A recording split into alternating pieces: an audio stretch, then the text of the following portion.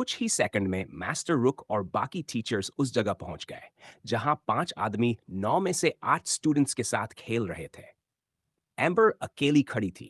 वह लड़ाई में शामिल नहीं हो सकी थी। उसका लगभग सारा मैना खत्म हो चुका था और वह ठीक से खड़ी भी नहीं हो पा रही थी।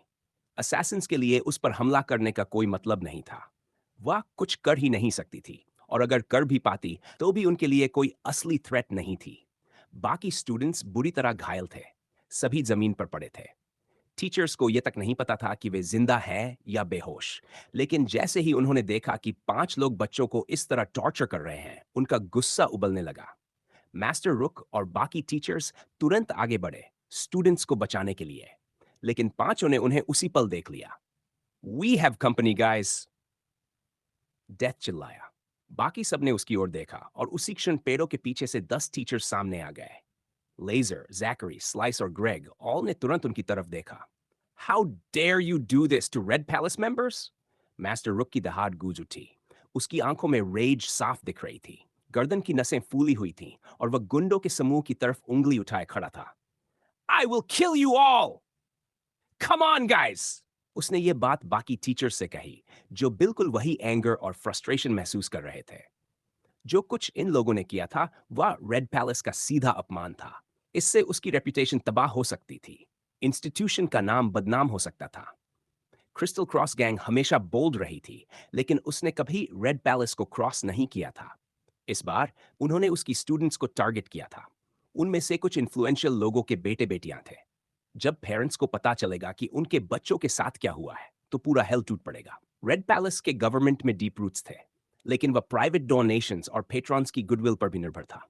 डेथ ने सामने आती एंग्री टीचर्स की भीड़ देखी और तुरंत सोचने लगा कि इस मेस से कैसे निकला जाए बिना मिशन फेल किए। उसने तुरंत कुछ टीचर्स को पहचान लिया, खासकर मास्टर रुक को। वह रेड पैलेस के स्ट्रॉन्गेस्ट मास्टर्स में से एक। उसकी रेप्यूटेशन दूर दूर तक फैली हुई थी। डेथ जानता था उसे फाइट करने लायक सिर्फ था, लेकिन दुश्मनों की संख्या ज्यादा थी। 2 वर्सेस 1 फाइट में जीतना मुश्किल था, लेकिन अकेले में शायद कुछ चांस थे।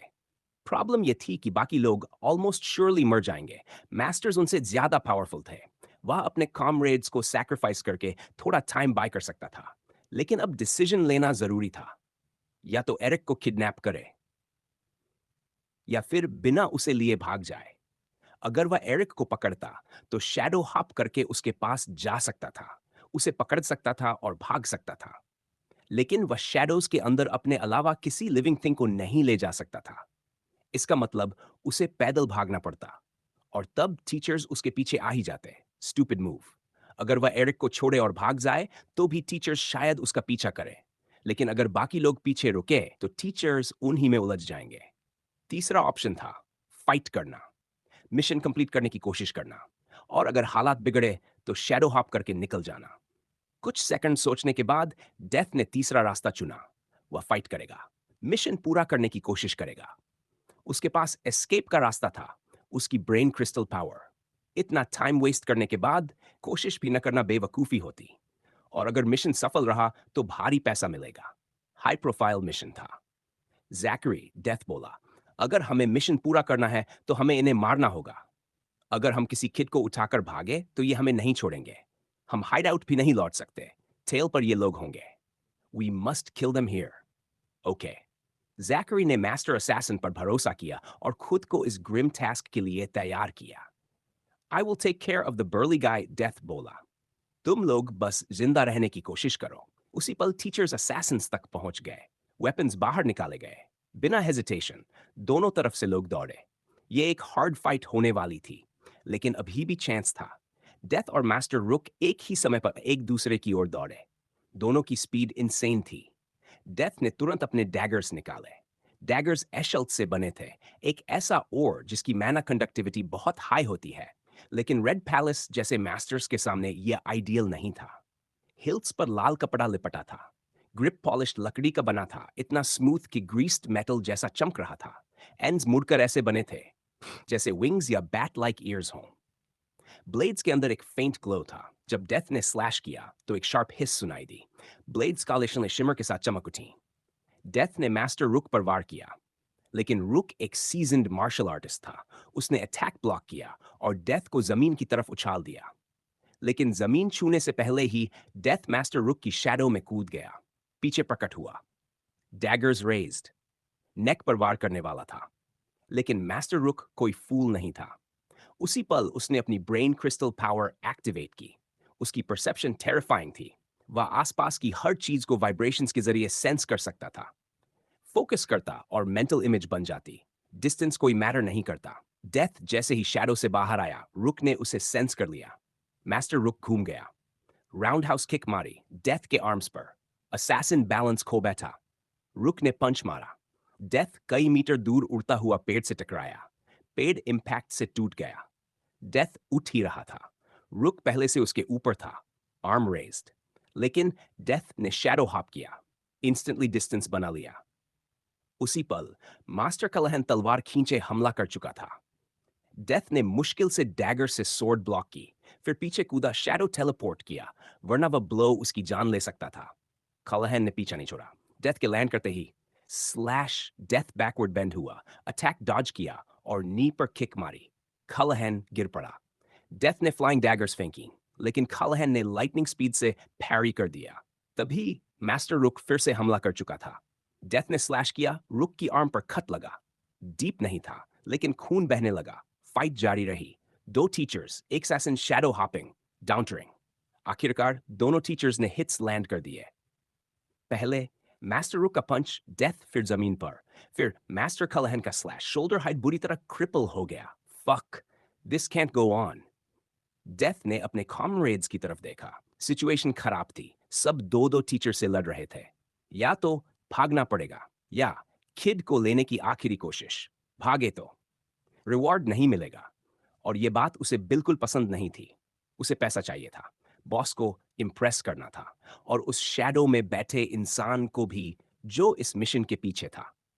जैकरी बुरी तरह फंसा हुआ था। सिर्फ इतना ही नहीं कि एरिक को किडनैप करने की कोशिश में उसने बहुत ज्यादा समय बर्बाद कर दिया था, बल्कि अब उसे टीचर्स का भी सामना करना पड़ रहा था। ये लोग मजाक नहीं करते थे। न्यूरल लिंक्स के मामले में ये जितने ताकतवर थे, उतने ही खतरनाक भी। लेकिन असली दिक्कत ये थी कि ये बेहद ज्यादा ट्रेन्ड थे। उन्हें अनगिनत फाइटिंग टेक्निक्स आती थी। अलग अलग तरह के वेपन्स चलाना, अलग वेपन्स के खिलाफ एफिशिएंटली लड़ना, और न जाने क्या क्या। जैकरी को यह सब नहीं आता था। वो एक थीफ था। उसके पास न्यूरल लिंक्स तो बहुत थे, लेकिन टेक्निक के मामले में वो ज्यादा स्किल्ड नहीं था। उसका काम लड़ना नहीं, चोरी करना था। हाँ, कुछ ट्रिक्स उसे जरूर आती थी, मगर एक्सपीरियंस्ड फाइटर्स के सामने वो काफी कम थी। दूसरी तरफ ये लोग किसी वॉर मशीन से कम नहीं थे। उनके शरीर ऐसे लगते थे जैसे बुलेट्स, ब्लेड्स या किसी भी तरह की मार सह सकते हो। इस समय जैकरी दो टीचर्स से लड़ रहा था, ज़हरा फ्लिन और काइडन रॉजर्स से। पहली एक औरत थी, लगभग 40 की उम्र की। उसके लंबे काले रेवन हेयर पोनीटेल में बंधे हुए थे, और उसने रेड पैलेस की यूनिफॉर्म पहनी हुई थी। उसके दोनों हाथों में एक्सिस थे, जो उसे बेहद इंटिमिडेटिंग बना रहे थे। दूसरा टीचर एक आदमी था, पहली से कम 10 साल बड़ा, हल्का सा गंजा और आंखों पर चश्मा जो कम रोशनी में चमक रहा था। उसके हाथ में एक सोर्ड थी, और उसने भी वही यूनिफॉर्म पहनी थी, बस पुरुषों के हिसाब से बनी हुई। जाहिर था जैकरी उन्हें नहीं जानता था, और उस औरत के अलावा जो अपनी एक्सिस समन कर रही थी, उसे यह भी नहीं पता था कि उस आदमी की ब्रेन क्रिस्टल पावर क्या है, क्योंकि उसने अभी तक उसे इस्तेमाल ही नहीं किया था। जैकरी ने अपनी गर्दन की तरफ आती सोर्ड स्ट्राइक को डिफ्लेक्ट किया और पैनाबास से पलटवार करने की कोशिश की। सामने वाले ने आसानी से उसे ब्लॉक कर लिया। रणनीति बदलते हुए जैकरी आगे बढ़ा और औरत की साइड में पहुंच गया। उसने अपना वजन और ताकत इस्तेमाल करते हुए उसके दाहिने कंधे पर जोर से टक्कर मारी, ये जानते हुए कि वो उससे छोटी और कमजोर है। उसे उम्मीद थी कि शेयर फोर्स उसे बैलेंस से बाहर कर देगी, और ऐसा ही हुआ। ज़हरा का बैलेंस बिगड़ गया, वो जमीन पर गिर पड़ी और उसका एंकल हल्का सा मुड़ गया। जैकरी उसका फायदा उठाकर ब्लेड उसके पेट में घुसाने ही वाला था कि काइडन ने फिर से हमला कर दिया, जिससे जैकरी को पीछे हटना पड़ा। काइडन ने पूरी ताकत से सोर्ड नीचे की तरफ चलाई, इस बार जैकरी के चेस्ट को निशाना बनाते हुए, लेकिन जैकरी आखिरी पल में डॉज कर गया।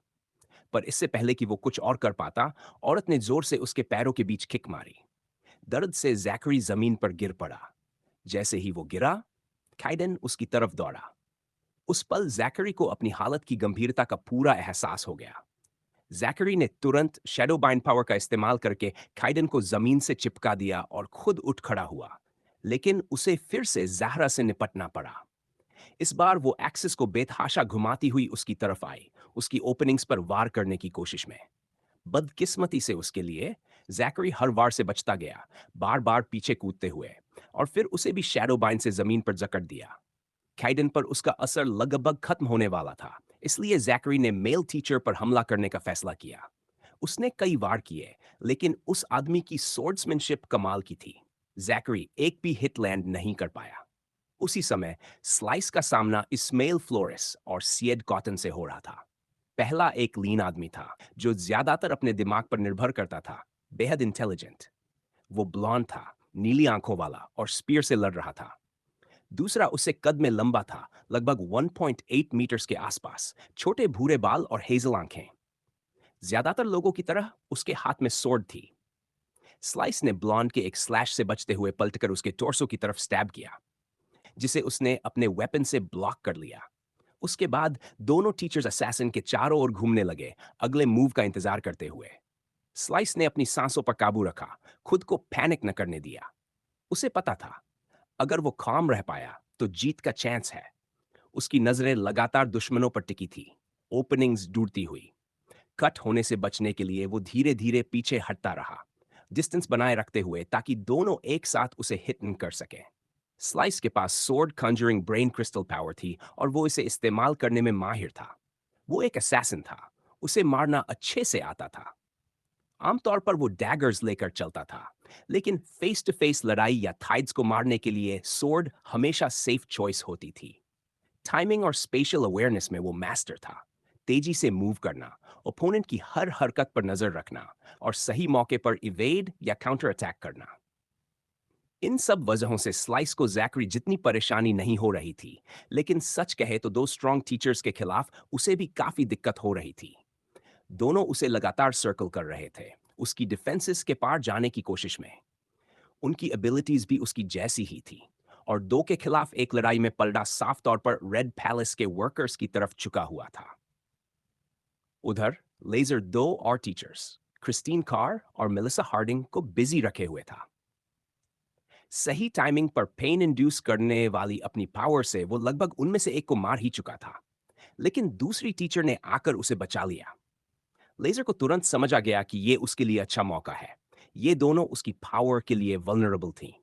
उसने पूरी ताकत झोंक दी, सही मोमेंट्स पर पेन ट्रिगर करता रहा, ऐसी ओपनिंग्स बनाते हुए जिन्हें वो बंद नहीं कर पा रही थी, और जितना डैमेज हो सकता था करता गया। हर बार जब उसकी डैगर्स टीचर्स के वेपन से टकराती, वो पागलों की तरह हंसता। I will kill you, but first I am going to make you suffer. फिर भी वो अभी तक उनमें से किसी को फिनिश नहीं कर पाया था, न ही उनके शरीर को कोई बड़ा नुकसान पहुंचा सका। उसकी धमकियों के बावजूद वो उन्हें सच में सफर नहीं करा पा रहा था। दोनों उसके हमलों को ब्लॉक कर रही थी और बराबरी से जवाब दे रही थी।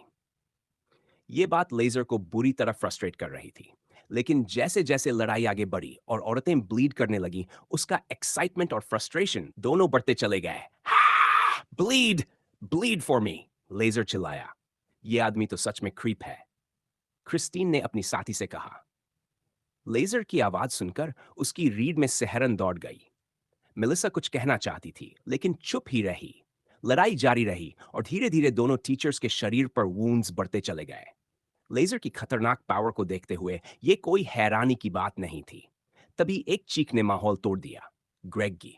टीचर्स में से एक, ब्रायन फाउलर, ने उसे घायल कर दिया था। ग्रेग लड़ाई में ज्यादा स्किल्ड नहीं था और क्रिस्टल क्रॉस गैंग का सबसे कमजोर सदस्य था। उसकी राइट शोल्डर में सोर्ड गहराई तक धंसी हुई थी। वो मुश्किल से खड़ा था और उसकी आंखों में दर्द साफ दिख रहा था। ग्रेग, ग्रेग फिर से चीखा, ब्लेड के चारों ओर से खून बहता हुआ। जैसे ये काफी न हो, सोर्ड और गहराई तक धंस गई। Kill him, Brian. उसी पल मास्टर ब्रायन ने सोर्ड बाहर खींची और एक ही झटके में ग्रेग का सिर धड़ से अलग कर दिया। शिट, चीखा। डेथ ने यह सब देखा और तुरंत समझ गया, मिशन फेल हो चुका था। यंग अवेकनर को किडनैप करने का एकमात्र रास्ता टीचर्स को मारना था। अब जब उनका एक आदमी मर चुका था, हालात उनके खिलाफ हो चुके थे। दो और टीचर्स अब फ्री थे, जो बाकी की मदद कर सकते थे। ग्रेग की मौत ने उनकी किस्मत सील कर दी थी। अब ये मिशन पूरी तरह डूम्ड था। डेथ ने कोई सोल्यूशन सोचने की कोशिश की, लेकिन दिमाग खाली था। वो अभी भी मास्टर रुक और मास्टर कलाहैवन के साथ फंसा हुआ था और दूसरों की मदद नहीं कर सकता था। You should focus on your fight, master Rook की आवाज गूंजी और डेथ के हाथ पर एक छोटी सी चोट छोड़ गई। फक, डेथ ने सोचा, I am out of here. और उसी के साथ वो शैडोज में कूद गया और गायब हो गया। जैकरी ने डेथ को भागते देखा और समझ गया, अब एरिक को सेफली किडनैप करने का कोई रास्ता नहीं बचा था। रिट्रीट, उसने जोर से चिल्लाया। जैसे ही जैकरी ने रिट्रीट का आदेश चिल्लाया, स्लाइस और लेजर बिजली की रफ्तार से भाग पड़े, रास्ते में आने वाली हर रुकावट को चकमा देते हुए। एरिक को हासिल करने का अब कोई रास्ता नहीं बचा था। पूरी कोशिश के बावजूद मिशन फेल हो चुका था। टाइड से लड़ते हुए उन्होंने बहुत ज्यादा समय बर्बाद कर दिया था। मॉन्स्टर्स को मारे बिना बच्चे को किडनैप करना लगभग नामुमकिन था, और पूरे टीम की जान दांव पर लगाकर मिशन को आगे बढ़ाना किसी भी तरह से सही नहीं था। ऊपर से वो कर्स्ड फॉग, जिसने उनकी विजन धुंधली कर दी थी और जंगल में तेजी से नेविगेट करने से रोक दिया था, हर चीज को और मुश्किल बना रही थी। सबसे आखिर में एरिक के दोस्त भी उसे यूं ही किडनैप होने नहीं देने वाले थे। उनके साथ हुई लड़ाई ने वो आखिरी कीमती पल भी छीन लिए, जिनमें बच्चा उठाया जा सकता था। जैकरी ने एरिक की तरफ नफरत से देखा। उसे पूरा यकीन था कि इस सब का जिम्मेदार वही था। टाइम वेस्ट करना, फॉग और एक्सप्लोजन का इस्तेमाल करना, थाइड्स के पास मंडराते रहना, और आखिर में टीचर्स को बुला लेना। अगर वो थाइड्स के आते ही भाग गया होता, तो मिशन बिना किसी दिक्कत के पूरा हो जाता। और ये सब कभी नहीं होता। अब करने को कुछ बचा नहीं था। जैकरी और बाकी लोग भागने लगे, लेकिन मास्टर रुक उन्हें यूं जाने देने वाला नहीं था। रेड पैलेस के स्टूडेंट्स पर हमला करने की कीमत उन्हें चुकानी थी। जैक, जारा, काइडन, इस्माइल और शायद तुम लोग मेरे साथ आओ। हम इन बैस्टर्ड्स को मारेंगे। बाकी लोग यहीं रहेंगे और किड्स का ध्यान रखेंगे। क्लियर है? मास्टर रुक का रैंक इंस्टीट्यूशन में ऊंचा था, इसलिए उसकी अथॉरिटी पर कोई सवाल नहीं उठा। आदेश तुरंत मान लिया गया। बाकी टीचर्स ने जैसा कहा गया वैसा ही किया, और अगले ही पल 6 लोग लेजर, स्लाइस और जैकरी का पीछा करने निकल पड़े। अफसोस बस ये था कि वो उस असैसिन डेथ को नहीं मार पाया, जो भाग निकला था। वो काफी पावरफुल था और क्रिस्टल क्रॉस गैंग का एक अहम हिस्सा भी। उसे मार देना शहर के लोगों के लिए अच्छा होता। एक क्रिमिनल कम हो जाता। तीनों ने नॉर्थ वेस्ट की तरफ पूरी ताकत से दौड़ लगाई, जहां सीक्रेट सीवर पैसेज था। जंगल के बीच से वो पागलों की रफ्तार से भाग रहे थे, पीछा करने वालों से दूरी बनाने की कोशिश में। What do we do, Zachary? Laser ने घबराई हुई आवाज में पूछा। We can't return to the base with them on our tails. I know that. Zachary की आवाज में डेस्परेशन साफ छलक रही थी। उसने गहरी सांस ली। ये सब ऐसे नहीं होना था। और डेथ कहाँ था? किस्मत जैसे हर कदम पर उसका रास्ता मुश्किल बना रही थी, और उसने एक दोस्त भी खो दिया था। Stop, you motherfuckers! दूर से मास्टर रुक की आवाज आई। उनके लिए पीछा करना अब थोड़ा मुश्किल हो रहा था। आखिर वो क्रिमिनल्स थे, भागने और घेराबंदी से निकलने के आदी। लेजर और स्लाइस ने यह काम इतनी बार किया था कि उन्हें यकीन था कि वो बच निकलेंगे। लेकिन जैकरी को शक था। मास्टर रुक बेवकूफ नहीं था। उसे पता था कि इनके पास ट्रिक्स हैं। उसने तुरंत मिलिट्री से कांटेक्ट किया। उसकी रिक्वेस्ट कोई मना नहीं कर सकता था। Here is Master Rook from the Red Palace. We need your assistance. Some guys attacked a group of students inside the forest and are now heading northwest. I'll send the coordinates. Please send a patrol to stop them. 10 seconds तक कोई जवाब नहीं आया।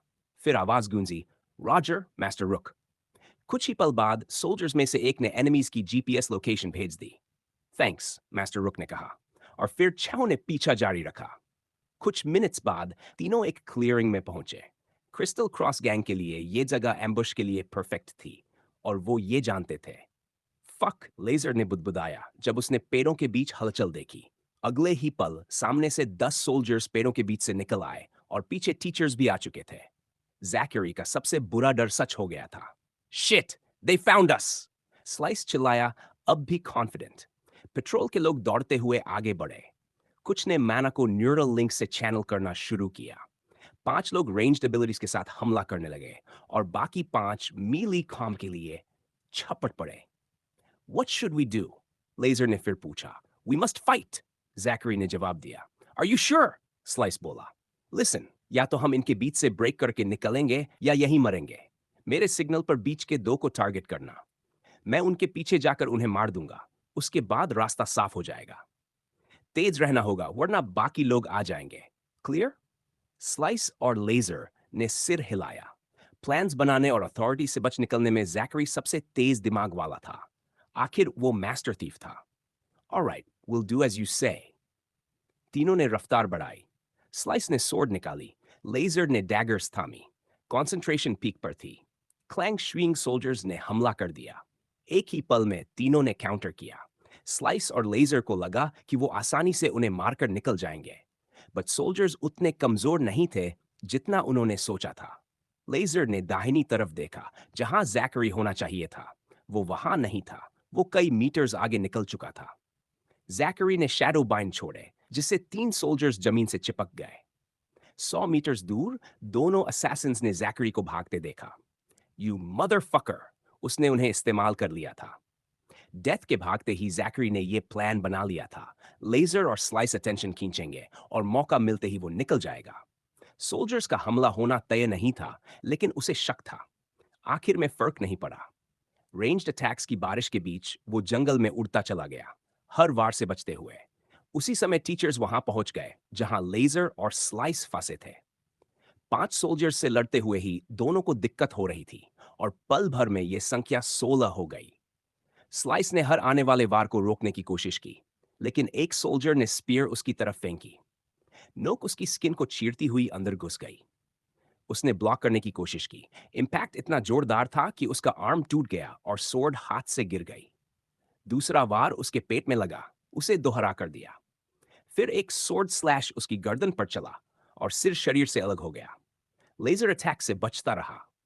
Pen induce करके वो घेराबंदी से निकलने ही वाला था, लेकिन मास्टर रुक ने माना को पूरे शरीर में चैनल किया, लेजर की पावर का असर कम कर दिया और उसकी गर्दन पकड़कर दोनों हाथों से मरोड़ दी। वहीं उसकी जिंदगी खत्म हो गई। Two of them did escape, master रुक ने कहा। Don't worry, sir. We'll immediately chase the one who went away, ex-soldier बोला। All right, I'll wait for news. Yes, sir. Zachary तक भागता रहा जब तक जंगल के अंदर एक छोटी क्लियरिंग में नहीं पहुंच गया। वहां रुककर उसने सांस ली। फिर उसने आसपास देखा। 3 बातें साफ थीं। पहली, जगह सेफ थी। दूसरी, अगर कोई पास भी आया तो घनी झाड़ियों की वजह से उसे जैकरी दिखेगा नहीं। और तीसरी, कोई उसका पीछा नहीं कर रहा था। वो सच में बच निकला था और उसे जबरदस्त राहत महसूस हुई। वाइल्डरनेस में टेक्नोलॉजी के बिना किसी को ट्रैक करना बेहद मुश्किल होता है। जैकरी को लेजर और स्लाइस को बेट बनाने का कोई पछतावा नहीं था। ये सेल्फ प्रेजर्वेशन था। I'm not sure if they're still following me, but it won't matter now. Even if they figure out my route, I'm too close to the sewer. उसने खुद से कहा। उसकी आवाज पेड़ों में गूंज गई, लेकिन बर्ड्स की चहचहाहट और थाइड्स की दहाड़ों में दब गई। यही उसे चाहिए था। Now I just need to make it to the sewers before anyone notices me. Zachary ने खुद से फिर कहा। एरिक कुछ घंटों बाद होश में आया। बिल्कुल पिछली बार की तरह जब वो हॉस्पिटल में था, शुरुआत में उसे समझ ही नहीं आया कि वो कहाँ है। ये स्वाभाविक था। आखिरी चीज जो उसे याद थी, वो जंगल के अंदर होना और उन 5 आदमियों में से एक से लड़ना था, जिन्होंने उस पर हमला किया था। बेहोश होने से ठीक पहले उसके दिमाग में यही चल रहा था कि वो उनसे बच नहीं पाएगा और आखिरकार वो उसे किडनैप कर लेंगे। लेकिन 2 नोटिफिकेशंस ने उसे कुछ और ही कहानी बता दी। Emergency quest completed, stored energy converted into experience, reward issued, level up. ये सब क्या हो गया? एरिक ने मन ही मन सोचा। लगता था कि उसने क्वेस्ट पूरा कर लिया था और उन लोगों से बच भी गया था। ऊपर से उसे एक और लेवल भी मिल गया था। क्वेस्ट रिवॉर्ड्स देखकर अंदाजा लगाया जा सकता था कि उसे 5 स्ट्रेंथ पॉइंट्स और मिले होंगे। जैसे जैसे उसकी नजर साफ हुई, उसे एहसास हुआ कि वो किसी हॉस्पिटल जैसी जगह पर है। चारों तरफ मेडिकल इक्विपमेंट था। इधर उधर देखते हुए उसने पाया कि उसके बाएं और दाएं कई बेड्स लगे हुए थे। उसके दोस्त भी बेड्स पर लेटे हुए थे। हॉस्पिटल स्टाफ की वजह से सब काफी हद तक रिकवर कर चुके थे, खासकर मार्था, जिसे सबसे गंभीर चोट लगी थी। रूम के दूसरे कोने में एम्बर अपनी चेयर से उठी और उसकी तरफ आई। एरिक, उसने कहा। एरिक ने उसे एक पल देखा, फिर पूछा, एम्बर, तुम ठीक हो? उसकी आवाज में साफ चिंता थी। हाँ, मैं ठीक हूं। तुम कैसे हो? एम्बर ने पूछा। मैं ठीक हूं। लगता है मुझे हील कर दिया गया है, एरिक ने कहा। हाँ, लेकिन तुम्हारी इंजरीज ज्यादा सीरियस नहीं थी। मार्था की हालत ज्यादा खराब थी। उसके चेस्ट पर गहरी चोट थी। उसकी बोन्स तक दिख रही थी, एम्बर ने कहा। अब वो कैसी है? एरिक ने पूछा। वो नहीं चाहता था कि ऐसा हो, लेकिन दूसरों के एक्शंस उसके कंट्रोल में नहीं थे। अब जब बात खुल चुकी थी, लोग जानते थे कि उसके पिता ने उसे कुछ ऐसा दिया था जो उसे नहीं मिलना चाहिए था। शायद वो क्रिस्टल क्रॉस गैंग से चुराया गया था, या किसी इन्फ्लुएंशियल व्यक्ति से। इसीलिए उस पर हमला हुआ। दिक्कत यह थी कि एरिक के पास खुद को डिफेंड करने की ताकत नहीं थी, और वो सच में क्रिस्टल क्रॉस गैंग से डरता था। उसे नहीं पता था कि ऑर्गेनाइजेशन का इंफॉर्मेशन नेटवर्क कितना बड़ा है, लेकिन एक बात वो तय जानता था। अगर वो रेड पैलेस की प्रोटेक्शन में रहते हुए उस पर हमला कर सकते थे, तो पैलेस से बाहर निकलते ही वो दोबारा भी हमला करेंगे। वो हील हो चुकी है, लेकिन उसे जागने में थोड़ा और टाइम लगेगा, एम्बर ने जवाब दिया। और बाकी लोग? वो भी किसी भी वक्त उठ सकते हैं। रेड पैलेस ने हमारे पेरेंट्स को इन्फॉर्म कर दिया है। वो अभी यहां आ रहे हैं, एम्बर ने कहा। ओके। एरिक ने मन ही मन तय कर लिया कि पेरेंट्स के आने से पहले वो रूम छोड़ देगा। उसे ये सुनने की कोई इच्छा नहीं थी कि ये सब उसकी गलती थी, या कि लोग उसे उन बातों के लिए ब्लेम करें जिन पर उसका कोई कंट्रोल नहीं था। अगर उसके दोस्त कुछ ऐसा बोल देते जो उन्हें नहीं बोलना चाहिए था। टीचर्स का क्या हुआ? क्या वही हमें बचाने आए थे? एरिक ने पूछा। उसके दिमाग में बहुत से अनआंसर्ड सवाल थे। हाँ, वही, एम्बर ने उसकी आंखों में देखते हुए कहा। वो बेहद थकी हुई लग रही थी, और आज उसने जो डर महसूस किया था वो साफ झलक रहा था। तुम सबके अनकॉन्शियस होने के थोड़ी देर बाद वो पहुंच गए थे। शुरुआत में उन लोगों ने फाइट बैक करने की कोशिश की, एम्बर ने उस सुबह की घटनाएं याद करते हुए कहा। फिर कन्फ्रंटेशन के दौरान टीचर्स ने उनमें से एक को मार दिया। उसका नाम ग्रेग ऑस्लोव था। वो ऑलरेडी वांटेड था। पुलिस को शक था कि उसके क्रिस्टल क्रॉस गैंग से कनेक्शंस हैं, लेकिन आज से पहले वो प्रूव नहीं कर पाए थे। उसके मरते ही उनमें से एक और आदमी भाग गया, और बाकी तीनों को वहीं छोड़ दिया। उस आदमी का निकनेम डेथ है। वो एक मास्टर असैसिन है। कितना क्रीपी नाम है, एम्बर ने कहा, सिहरते हुए। एरिक को हैरानी हुई कि उसे ये सब कैसे पता था। हम बहुत लकी थे कि जिंदा बच गए। वो आदमी न्यू अलेक्जेंड्रिया के सबसे वांटेड क्रिमिनल्स में से एक है। अब एरिक को समझ आया। उसने न्यू अलेक्जेंड्रिया के वांटेड मैन के बारे में रिसर्च किया था, और पुलिस सर्वर हैक करके ये देखने की कोशिश की थी कि वो किन लोगों को क्रिस्टल क्रॉस गैंग से जुड़ा मानते हैं। और बाकी लोगों का क्या हुआ? एरिक ने पूछा। एम्बर ने जवाब देने से पहले अपने अनकॉन्शियस दोस्तों की तरफ देखा, फिर एरिक की ओर मुड़ी। बाकी तीन भाग गए थे, लेकिन मिलिट्री पेट्रोल ने उन्हें इंटरसेप्ट कर लिया। उनमें से एक ने बाकी दो को बेट की तरह इस्तेमाल किया और जंगल के अंदर भाग निकला। मिलिट्री उसे पकड़ नहीं पाई। उन्हें नहीं पता वो कहां गया, लेकिन माना जा रहा है कि वो सिटी के अंदर ही कहीं है, जहां भी क्रिस्टल क्रॉस गैंग के लोग छिपते हैं। ये सुनकर एरिक को अजीब सा लगने लगा। क्रिस्टल क्रॉस गैंग के लोग कहीं भी हो सकते थे, शायद प्लेन साइट में, और वो उसे टारगेट कर रहे थे। वो जानता था कि ये सब उसके कारण हुआ था। ये उसकी गलती नहीं थी। ऐसा तो नहीं कि कोई उसे टारगेट कर रहा है तो वो जीना ही छोड़ दे। लेकिन वो ये भी समझता था कि सिटी के अंदर छिपने की कोई जगह नहीं है। हाँ, रेड पैलेस में वो सेफ था, कम से कम फिलहाल। मिलिट्री स्कूल के बारे में उसे कोई भरोसा नहीं था, जहां कहीं ज्यादा लोग और टीचर्स होते हैं। ऊपर से उसका चेहरा हर कोई जानता था।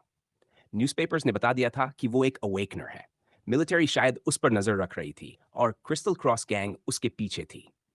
उस पल एरिक का फ्यूचर उसे काफी ग्रिम लग रहा था। फिर उसे एक जरूरी बात याद आई। रेड पैलेस की कंपटीशन। जो भी जीतता उसे ब्रेन या बॉडी स्टिमुलेटिंग सीरम मिलना था। आखिरी बार जब वो कॉन्शियस था, उसकी टीम फर्स्ट प्लेस पर थी। कंपटीशन का क्या हुआ? आखिर में कौन जीता? एरिक ने पूछा। नथानियल। नाम सुनते ही एरिक का चेहरा सख्त हो गया। नथानियल, दैट मदरफकर, हमेशा वही? उसने मन ही मन सोचा, लेकिन एम्बर से कुछ नहीं कहा। उसी की वजह से मॉन्स्टर्स की पूरी हॉर्ड उन पर टूट पड़ी थी। लगभग उसे मार ही दिया था। हाँ, ये सच था कि अगर उसने थाइड्स को उसकी तरफ नहीं भेजा होता, तो क्रिस्टल क्रॉस गैंग उसे किडनैप कर लेती। लेकिन इससे ये सच नहीं बदलता कि नथानियल ने उसे और एंडरसन को मारने की कोशिश की थी। उस वक्त एरिक को रॉबिन, एलिना और जूडिथ की कोई परवाह नहीं थी। उसने उनके लिए इतना किया। फिर भी जब पांचों आदमी छात्रों तक पहुंचे, तो वो भाग गए और उसे अकेला छोड़ दिया। उन्हें ब्लेम नहीं कर सकता था।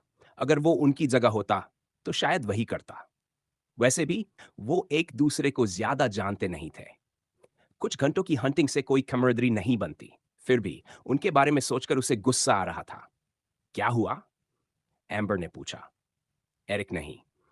कुछ सेकंड सोचने के बाद एम्बर ने हिम्मत जुटाकर एक जरूरी सवाल पूछा। एरिक, तुम्हें मुझे सच बताना होगा। वो लोग तुम्हें किडनैप क्यों करना चाहते थे? एरिक जानता था कि उसके दोस्त ये सवाल पूछेंगे ही, लेकिन वो अभी जवाब देने के लिए तैयार नहीं था। फिर भी वो लगभग मर ही गए थे उसे बचाने में। कम से कम एक एक्सप्लेनेशन तो वो डिजर्व करते थे। मुझे नहीं पता कि मैं इसका जवाब कैसे दूं। एरिक, एम्बर ने उसकी आंखों में देखते हुए कहा। तुम मुझ पर भरोसा कर सकते हो, मुझे पता है। एरिक जानता था कि एम्बर और बाकी लोग उसकी परवाह करते हैं, लेकिन सिस्टम और बाकी सब कुछ बताने का ख्याल ही उसे डरा रहा था। वो उससे झूठ नहीं बोलना चाहता था, लेकिन सेफ रहने के लिए उसे यही करना था। अगर किसी और को बायोलॉजिकल सुपर कंप्यूटर के बारे में पता चल गया, तो वो सीरियस ट्रबल में पड़ जाएगा। एक पल के लिए उसने सोचा कि वो एम्बर को सब सच बता दे, लेकिन उसकी रिएक्शन प्रिडिक्ट ना कर पाने की वजह से वो रुक गया। भले ही वो उसकी सबसे करीबी दोस्त थी। अगर उसमें अचानक पावर की ग्रीड जाग गई और वो सिस्टम हासिल करना चाहती, तो उसे कुछ बिलीवेबल कहना था और बायोलॉजिकल सुपर कंप्यूटर का जिक्र हर हाल में अवॉइड करना था। इसलिए उसने तय किया कि कहानी के कुछ हिस्से छुपाएगा और कुछ सच बताएगा। ठीक है, सुनो, एरिक ने कहना शुरू किया। पिछले महीने की शुरुआत में मेरे पिता, लूशियस रोमनो, 2 साल बाद घर लौटे थे। ये सच था। वो इसमें झूठ नहीं बोल रहा था।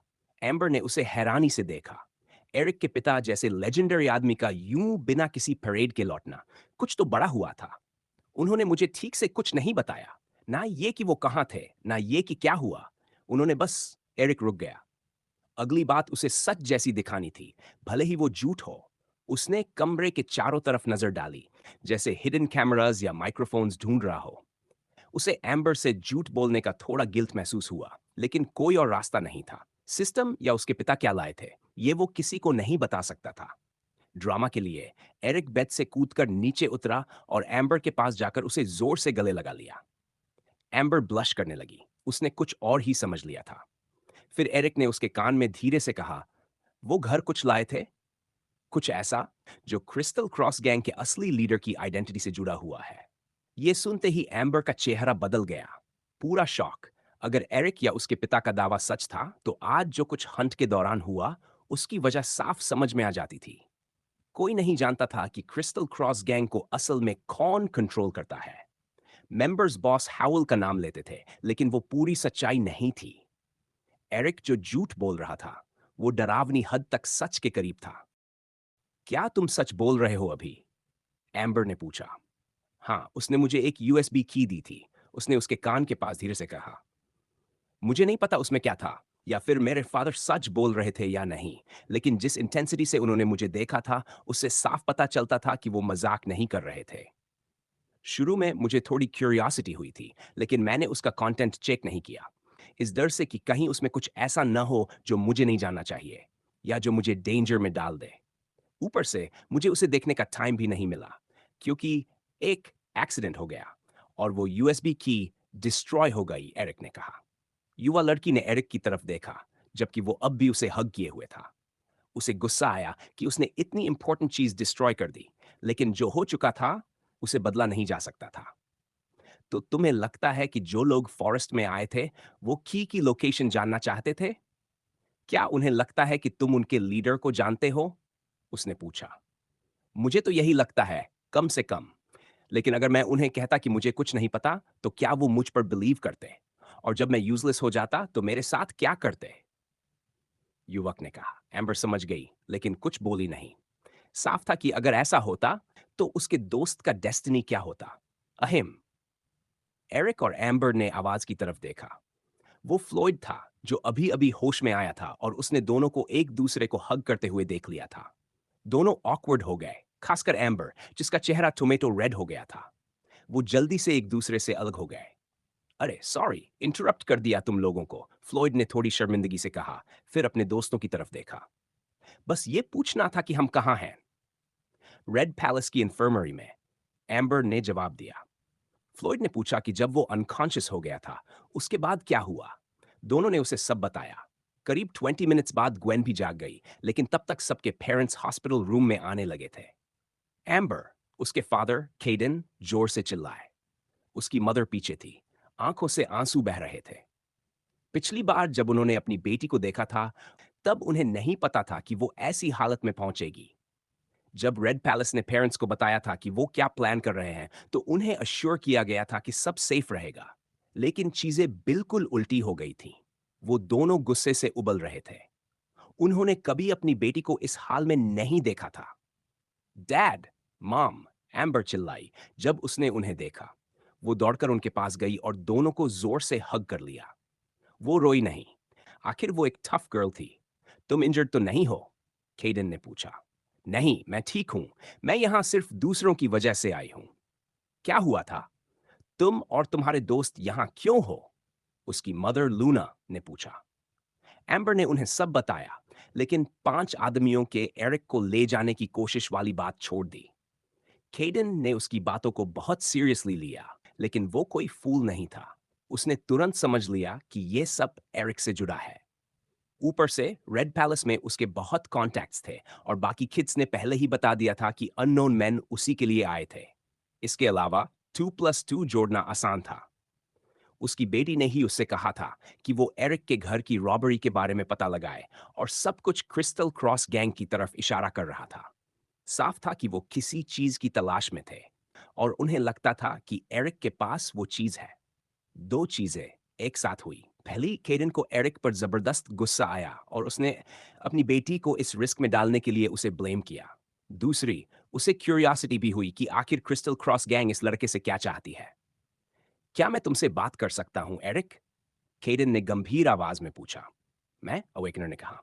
हाँ तुम। क्या इस रूम में कोई और भी एरिक है? नहीं सर, एरिक ने कहा। उसे साफ दिख रहा था कि केडन गुस्से में है और वो उसे और नाराज नहीं करना चाहता था। केडन बाहर चला गया और एरिक उसके पीछे पीछे गया। एम्बर ने दोनों को जाते देखा और सच कहें तो उसे एंग्जाइटी होने लगी। उसे लगा कि उसका फादर एरिक को उससे दूर रहने को कहेगा। जब दोनों रूम के बाहर अकेले थे तो केडन का टोन बदल गया। अब एरिक, मैं चाहता हूं कि तुम सच बताओ, वहां क्या हुआ था? आपका मतलब सर? एरिक ने इग्नोरेंस दिखाते हुए पूछा। मेरे साथ गेम्स मत खेलो। मैं इतना बेवकूफ नहीं हूं कि ये मान लूं कि आज जो हुआ उसके बारे में तुम्हें कुछ नहीं पता। केडन ने कहा। एरिक के शोल्डर पर हाथ रखा। उसकी ग्रिप बहुत टाइट थी और एरिक अनकंफर्टेबल हो गया। ध्यान से सुनो लड़के, तुम मेरे सवालों का ऑनेस्टली जवाब दोगे वरना कॉन्सिक्वेंसेस भुगतोगे, समझे? जी जी सर, एरिक घबराते हुए बोला। अच्छा, अब बताओ वहां क्या हुआ? केडन बेवकूफ नहीं था और एरिक भी नहीं। उसे पता था कि अगर उसने बायोलॉजिकल सुपर कंप्यूटर या उस सिनिस्टर कोल्ड के बारे में कुछ बताया तो केडन ये बात रिचर्ड को बताएगा और रिचर्ड जनरल बेकर को। अगर ऐसा हुआ तो उसकी फ्री लाइफ खत्म हो जाएगी। उसे एक एक्सक्यूज चाहिए था, एक बिलीवेबल लाई जो या तो रिजेक्ट न हो सके या कम से कम उसे मिलिट्री स्कूल जाने तक का टाइम दे दे जहां वो फिलहाल सेफ रहेगा। लेकिन वो एम्बर को जो बता चुका था वो केडन को नहीं बता सकता था। एम्बर को ये लगना चाहिए था कि उसकी बात सच है और सीक्रेट रखना जरूरी है। अगर वो वही बात केडन को बताता तो साफ हो जाता कि वो कुछ छिपा रहा है। असल में मेरी टीम और मैं थाइड्स हंट कर रहे थे, जैसा रेड पैलेस ने कहा था। हम एक्चुअली फर्स्ट रैंक पर थे, एरिक ने कहा। मुझे इसमें इंटरेस्ट नहीं है। आगे बोलो यंग मैन, मेरा पेशेंस टेस्ट मत करो, केडन ने कहा। एरिक ने गहरी सांस ली और आगे बोला। अचानक 5 अननोन मैन ने हम पर अटैक कर दिया, लेकिन उसी टाइम मॉन्स्टर्स की एक बहुत बड़ी हॉर्ड भी आ गई। उन 5 लोगों ने हमें उनसे शील्ड किया और मुझे एम्बर और दूसरों को कॉल करने का टाइम मिल गया। ठीक है, लेकिन वो लोग कौन थे? वहां क्यों थे? केडन ने कहा। एम्बर ने उसे ये नहीं बताया था कि वो एरिक को ढूंढ रहे थे, लेकिन उसे ये बात बाकी स्टूडेंट्स से पता चल चुकी थी। ऊपर से एरिक के घर की बर्गलरी की इन्वेस्टिगेशन भी चल रही थी। मुझसे झूठ मत बोलो एरिक। ईमानदारी से कहूं सर, तो मुझे खुद भी नहीं पता। बस इतना जानता हूं कि जब से मेरे फादर अपनी 2 इयर्स की ट्रिप से वापस आए, तब से वो लोग मुझे टारगेट कर रहे हैं, एरिक ने कहा। यह सुनकर केडन और भी क्यूरियस हो गया। मैं बस अंदाजा लगा रहा हूं, लेकिन शायद मेरे फादर ने किसी के टोस पर स्टेप कर दिया। हो सकता है उन्होंने कुछ स्टील किया हो या किसी के बारे में इंफॉर्मेशन निकाल ली हो। मुझे नहीं पता। एरिक ने एम्बर को जो डिटेल दी थी, वो यहां नहीं दे सकता था, लेकिन उसे एक बिलीवेबल एक्सप्लेनेशन भी चाहिए था। इसलिए उसने वेग तरीके से वही बात दोहराई, बिना स्पेसिफिक्स बताए। अंदर से वो एंग्शियस हो रहा था, इसलिए उसने बायोलॉजिकल सुपर कंप्यूटर से बात की। मुझे वही कॉमिंग सब्सटेंस रिलीज करनी है, जैसी हमारी पहली मीटिंग में की थी, एरिक ने सिस्टम से कहा। ब्रेन में कॉमिंग सब्सटेंस रिलीज की जा रही है। 3, 2, 1। सब्सटेंस रिलीज होते ही एरिक रिलैक्स हो गया और उसकी क्रेडिबिलिटी बढ़ गई। कुछ सेकंड्स बाद उसने फिर बोलना शुरू किया। उन्हें लगा होगा कि मेरे फादर ने मुझे सच में कुछ बताया है या कुछ दिया है। शायद वो यही कंफर्म करने आए थे। मैं स्वेयर करता हूं, मुझे और कुछ नहीं पता। मेरे फादर बस मुझसे मिलने आए थे। एरिक ने बहुत बिलीवेबल तरीके से झूठ बोला। जिसके पास और इंफॉर्मेशन हो सकती है, वो सिर्फ मेरे फादर है। लेकिन उस दिन के बाद पिछले महीने से मैंने उन्हें देखा ही नहीं, उसने कहा। यह पूरी तरह नॉनसेंस था, लेकिन डिलीवरी परफेक्ट थी। तो तुम्हारे फादर ने सच में तुम्हें कुछ नहीं दिया या बताया? नहीं सर, वो बस मुझसे मिलने आए थे। मुझे तब भी कुछ नहीं पता था और अब भी नहीं। मुझे बस इतना लगता है कि वो अपने बेटे से मिलने आए थे। केडन अब भी सस्पिशियस था, लेकिन उसके पास और कुछ करने को नहीं था। थोड़ी देर बाद एम्बर बाहर आई और अपने फादर को वापस रूम में ले गई। उसने पहले ही एरिक से कहा था कि वो पेरेंट्स को कुछ नहीं बताएगी, लेकिन एरिक को बाकी लोगों को एक्सप्लेन करना होगा। एरिक ने एग्री किया, लेकिन अपने रूम में वापस जाने का फैसला किया। वो रेड पैलेस के अंदर था, यहां कुछ नहीं हो सकता था। ये दुनिया की सबसे सेफ जगह थी।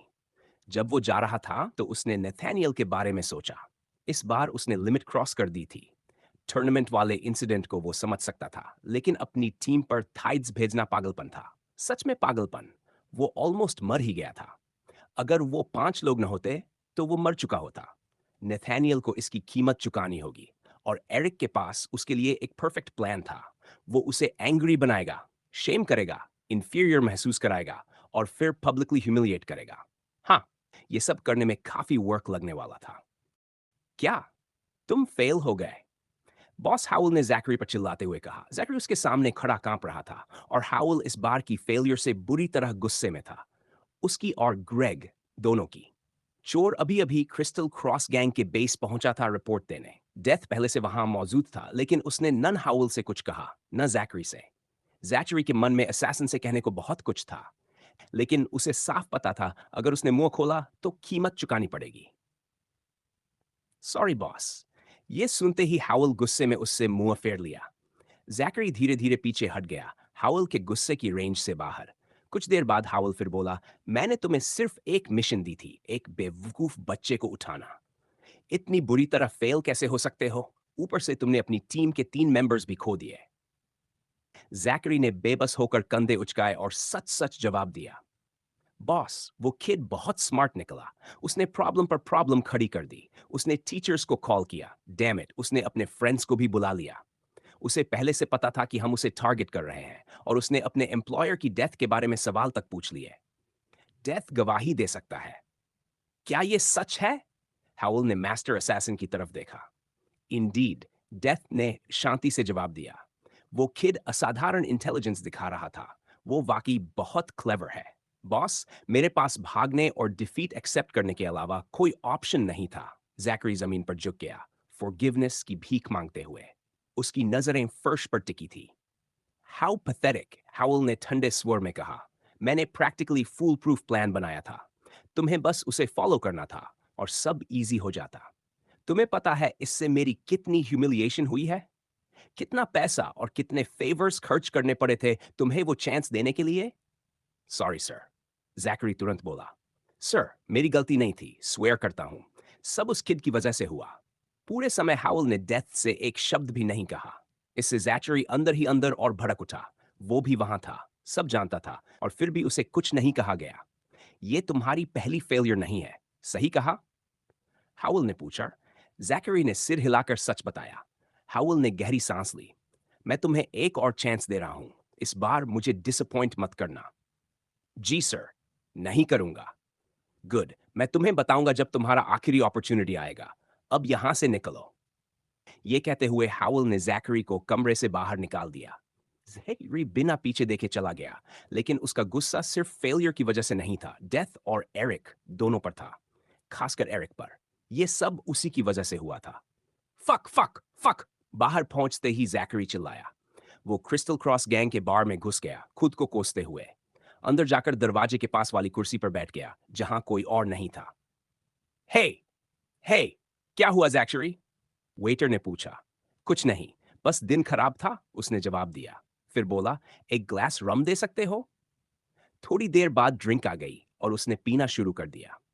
अब मुझे सच सच बताओ, वहां एक्चुअली क्या हुआ? हाउल ने डेथ से कहा। जैकरी जो कह रहा है वो ज्यादातर सही है, डेथ ने जवाब दिया। वो किड बहुत रिसोर्सफुल था, उसने हम पर जायंट ट्रीज फेंके। थोड़ी ही देर में थाइड्स का एक बहुत बड़ा ग्रुप आ गया। सच कहूं तो उन्हें वहां कोई और किड लेकर आया था। मुझे लगता है आप उसे जानते होंगे। हाउल ने लंबी सांस छोड़ी। नेथेनियल मैकॉनेल रेड पैलेस में पढ़ने वाला वही एक किड था जिसे वो जानता था। उसके फादर से उसने उस लड़के के बारे में कई स्टोरीज सुनी थी। एराटिक, हिंसा की तरफ झुका हुआ, गुस्सैल, हमेशा किसी से भिड़ने को तैयार, बिल्कुल अपने फादर जैसा जो खुद एक कोलोसल प्रिक था। फिर भी हाउल क्रिस्टल क्रॉस गैंग का लीडर था, और मैम्बर्स मैथ्यू मैकॉनेल की गैंग उसके अंडर ही आती थी। मैथ्यू मैकॉनेल का बेटा, राइट? मैम्बर्स का लीडर। इंडीड ने सिर हिलाया। व्हाट अ कोइंसिडेंस, हाउल ने बुदबुदाया। तो उस किड के कनेक्शंस भी हैं? इंटरेस्टिंग। लेकिन उस किड की वजह से हमें भारी नुकसान हुआ, हाउल ने आगे कहा। जिस आदमी ने ये किडनैपिंग रिक्वेस्ट की थी, वो बहुत इंपॉर्टेंट है। हमने बहुत बुरा इंप्रेशन छोड़ा। मुझे पता है, डेथ बोला, लेकिन हम कुछ और कर भी नहीं सकते थे। मैं शैडो हॉप करके किड को नहीं ले जा सकता था। ठीक है, फिर आगे क्या हुआ? हाउल ने पूछा। हमने ज्यादातर थाइड्स मार दिए। जैकरी ने जानबूझकर कुछ को अपने पास से निकलने दिया ताकि वो किड पर अटैक करे, लेकिन समहाउ उसने और उसके फ्रेंड्स ने सबको किल कर दिया। वो वुड से भागे और थोड़ी देर लिए हमने ट्रैक खो दिया। फिर उन्हें दोबारा ढूंढ लिया, लेकिन तभी टीचर्स आ गए। मैथ्यू रुक भी उनके साथ था। आह, दैट मदरफकर, हाउल ने दांत पीसते हुए कहा। मास्टर रुक शहर में काफी फेमस था, मिलिट्री एक्सप्लॉइट्स और रेड पैलेस के टीचर होने की वजह से। हाँ सर, हमने रास्ता बनाकर निकलने की कोशिश की, लेकिन वो लोग ज्यादा थे। उनमें से एक ने ग्रेग को मार दिया और फिर सब बिखर गया। उस पॉइंट पर मिशन कंप्लीट करना इम्पॉसिबल था, डेथ ने अंत में कहा। ठीक है, मुझे ये पूरा इंसिडेंट क्लाइंट को रिपोर्ट करना होगा, हाउल बोला। वो एक्सपेक्ट कर रहा था कि किड आज ही लाया जाएगा। ऑलराइट, डेथ ने कहा। तो तब तक मुझे क्या करना चाहिए? हाउल ने कुछ पल सोचा। अभी कुछ नहीं। रेड पैलेस के अंदर किड तक पहुंचना हमारे लिए पॉसिबल नहीं है, लेकिन अलर्ट रहो, जल्द कोई अपॉर्चुनिटी मिल सकती है। डेथ ने चुपचाप सिर हिलाया। Alright sir. वो कमरे से निकल गया। हाउल उठा, डेस्क की तरफ गया और फोन उठाया, नंबर डायल किया। कुछ मोमेंट्स बाद कॉल कनेक्ट हुई। शेड ने फोन उठाया और उसे पहले से अंदाजा था कि यह कॉल किसी अच्छी खबर के लिए नहीं है। क्या हुआ? I am sorry sir, mission fail हो गई। आ, फक, फ्रैंक, ये बहुत इंपॉर्टेंट मिशन थी। आई नो सर, लेकिन वो किड ट्रबल था। जितना हम जानते थे उससे बिल्कुल अलग निकला। वो ज्यादा स्ट्रांग था, उसकी पावर के बारे में हमारी इंफॉर्मेशन भी गलत थी। शेड ने हल्की सी ग्रंट की और चुप रहा। हाउल ने डेथ और जैकरी की बताई हर बात डिटेल में समझाई। ओके, आई अंडरस्टैंड, शेड बोला। अगर सिचुएशन ऐसी है तो अभी कुछ नहीं किया जा सकता। क्लाइंट पेशेंट टाइप का है, सो प्रॉब्लम नहीं होनी चाहिए। लेकिन एक बात याद रखना, मैं एक और फेलियर एक्सेप्ट नहीं करूंगा। यस सर, हाउल ने कहा। कैजुअलिटीज कितनी? 3, स्लाइस और लेजर, 2 असैसिन्स और एक हाई रैंकिंग थीफ ग्रेग। हाउल ने रिपोर्ट शेम। शेड ने कहा, फिर बोला, फ्रैंक, मैं चाहता हूं कि तुम उस बॉय से जुड़ी हर चीज दोबारा इन्वेस्टिगेट करो, उसकी एक्चुअल पावर पता करो। अगर पॉसिबल हो तो 1 वीक के अंदर। अगर सक्सीड हुए तो मैं डबल सैलरी और एक्स्ट्रा रिवॉर्ड दूंगा। अंडरस्टूड सर, फ्रैंक ने तुरंत जवाब दिया। कॉल खत्म हुई। हाउल ने फोन रख दिया। उसका चेहरा पीला पड़ चुका था और वो बेहद एग्जॉस्टेड लग रहा था। उसने कुर्सी के पीछे वाली दीवार से टेक लगाई, जोर से सांस छोड़ी और फिर डेस्क के किनारे बैठ गया। कुछ सेकंड्स बाद उसे अपनी पीठ पर कुछ ठंडा सा महसूस हुआ। वो धीरे से मुड़ा। उसकी असिस्टेंट उसके पास खड़ी थी, नीली आंखों से सीधे उसे देखती हुई। उसने व्हाइट रोब पहन रखी थी, नीचे ब्लैक लेगिंग्स और बूट्स। उसके बाल शोल्डर तक आते थे और उसकी पोस्चर सीधी थी। बाकी कोई डिटेल खास नजर नहीं आती थी। यू लुक टायर्ड, उसने कहा। या, वो डैम किड बहुत ट्रबल दे गया, हाउल ने जवाब दिया। असिस्टेंट ने हल्का सा सिर हिलाया। दोनों कुछ देर चुप रहे, फिर हाउल बोला, एनीवे, तुम यहाँ क्यों आई हो? सर, एक्चुअली एक प्रॉब्लम है, उसने कहा। ओ फक, अब क्या? हाउल ने कराते हुए पूछा। एरिक के कमरे से निकलते ही जैसे जैसे पेरेंट्स उस जगह पहुंचने लगे जहां उसके फ्रेंड्स आराम कर रहे थे, एम्बर ने चुपचाप सबको इशारा किया कि एरिक के इन्वॉल्वमेंट के बारे में कुछ भी न बोले। सब समझ गए कि वह क्या कहना चाह रही है और इस बात का जिक्र करने से बच गए कि वो 5 आदमी एरिक को किडनैप करने आए थे। पेरेंट्स गुस्से में थे, लेकिन साफ दिख रहा था कि उनका इरादा अपने बच्चों को रेड पैलेस से निकालने का नहीं था। ऐसा करना उनके फ्यूचर को खतरे में डाल देता। ऊपर से चूंकि उन्हें आगे चलकर मिलिट्री ज्वाइन करनी ही थी, तो अभी विथड्रॉल करना उल्टा उनके बच्चों की जिंदगी और मुश्किल बना देता। पेरेंट्स के जाने के बाद एम्बर, फ्लॉयड, ग्वेन, एंडरसन, एरन, माइकी, मार्था और बेनेडिक्ट आपस में बात करने लगे। एम्बर ने उन्हें पूरी सिचुएशन समझाई और ये भी बताया कि उनके केओ होने के बाद क्या क्या हुआ था। तो मतलब एंड में नथानियल जीत गया? एंडरसन ने पूछा। उसकी आवाज में साफ डिसअपॉइंटमेंट थी। कुछ ही घंटों पहले वह ब्रेन स्टिमुलेटिंग सीरम जीतने वाला था और अब किसी रैंडम मॉब की वजह से मौका हाथ से निकल गया था। वो चिढ़ा हुआ था। हालांकि बाकी टीम्स के स्कोर्स भी नीचे चले गए थे, लेकिन सबको पता था कि फ्रेंड की मदद सबसे ऊपर थी, इसलिए आखिर में किसी को बहुत ज्यादा अफसोस नहीं था। एम्बर ने सिर हिलाया। हाँ।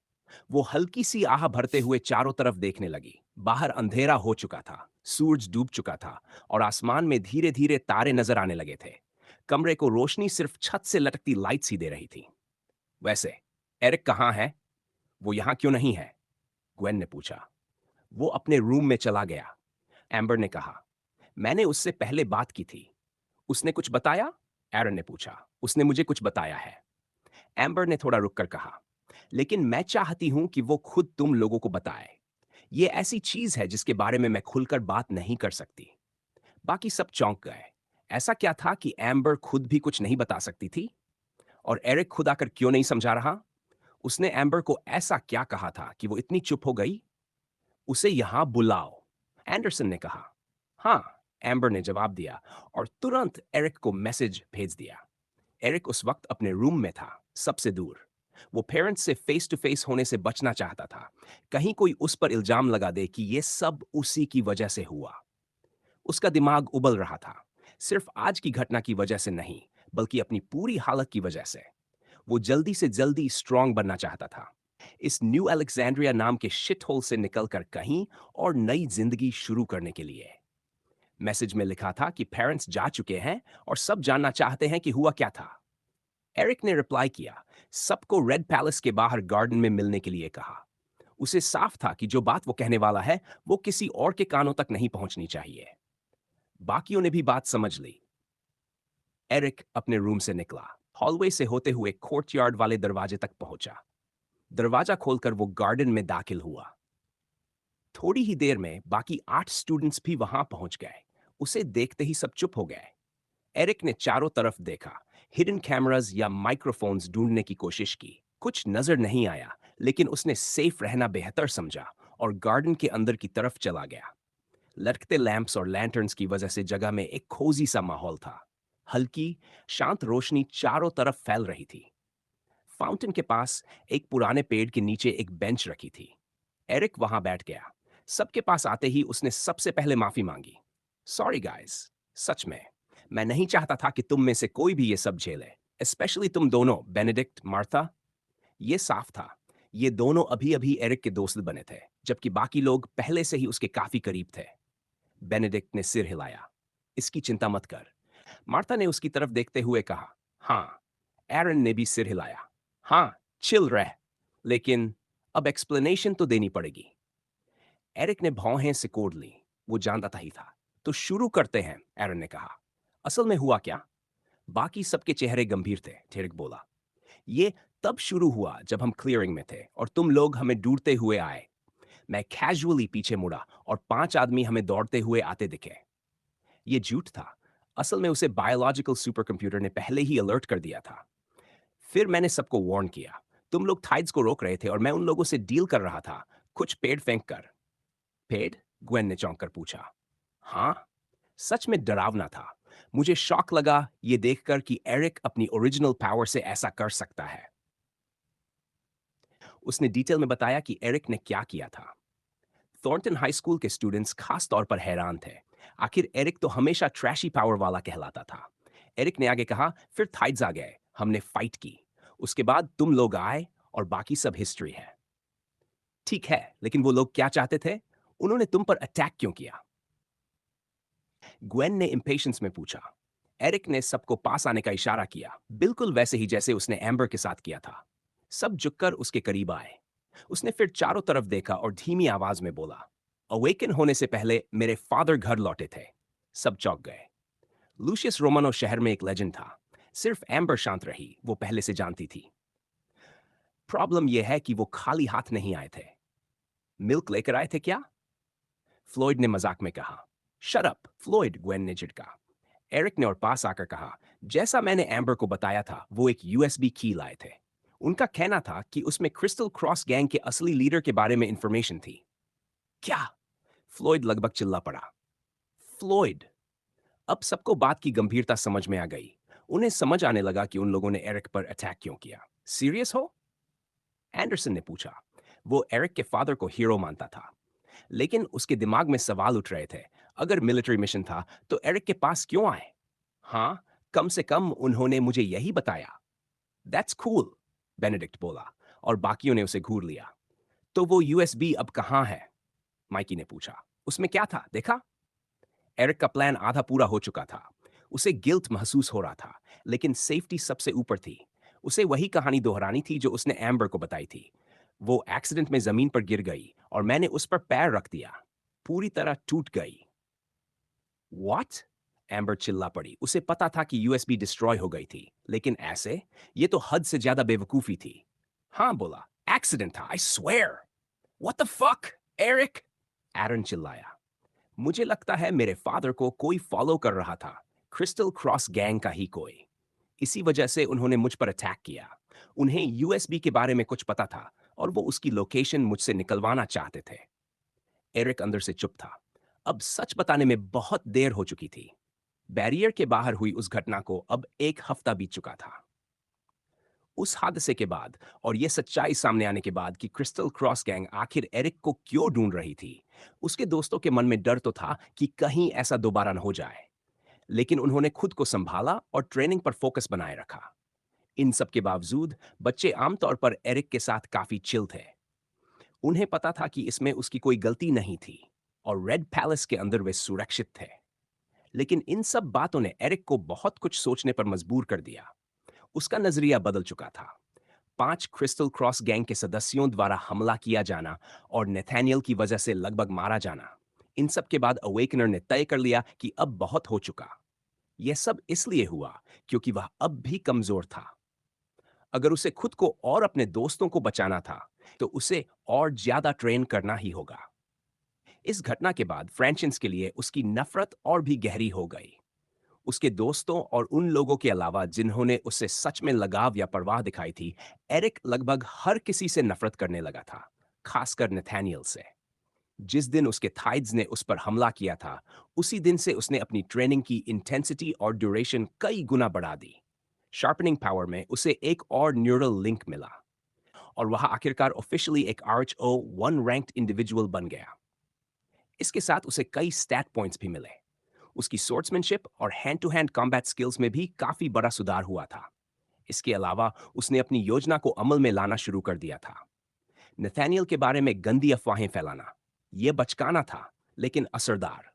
ज्यादातर लोग उससे दूरी बनाने लगे और वह लगभग पूरी तरह आइसोलेट हो गया।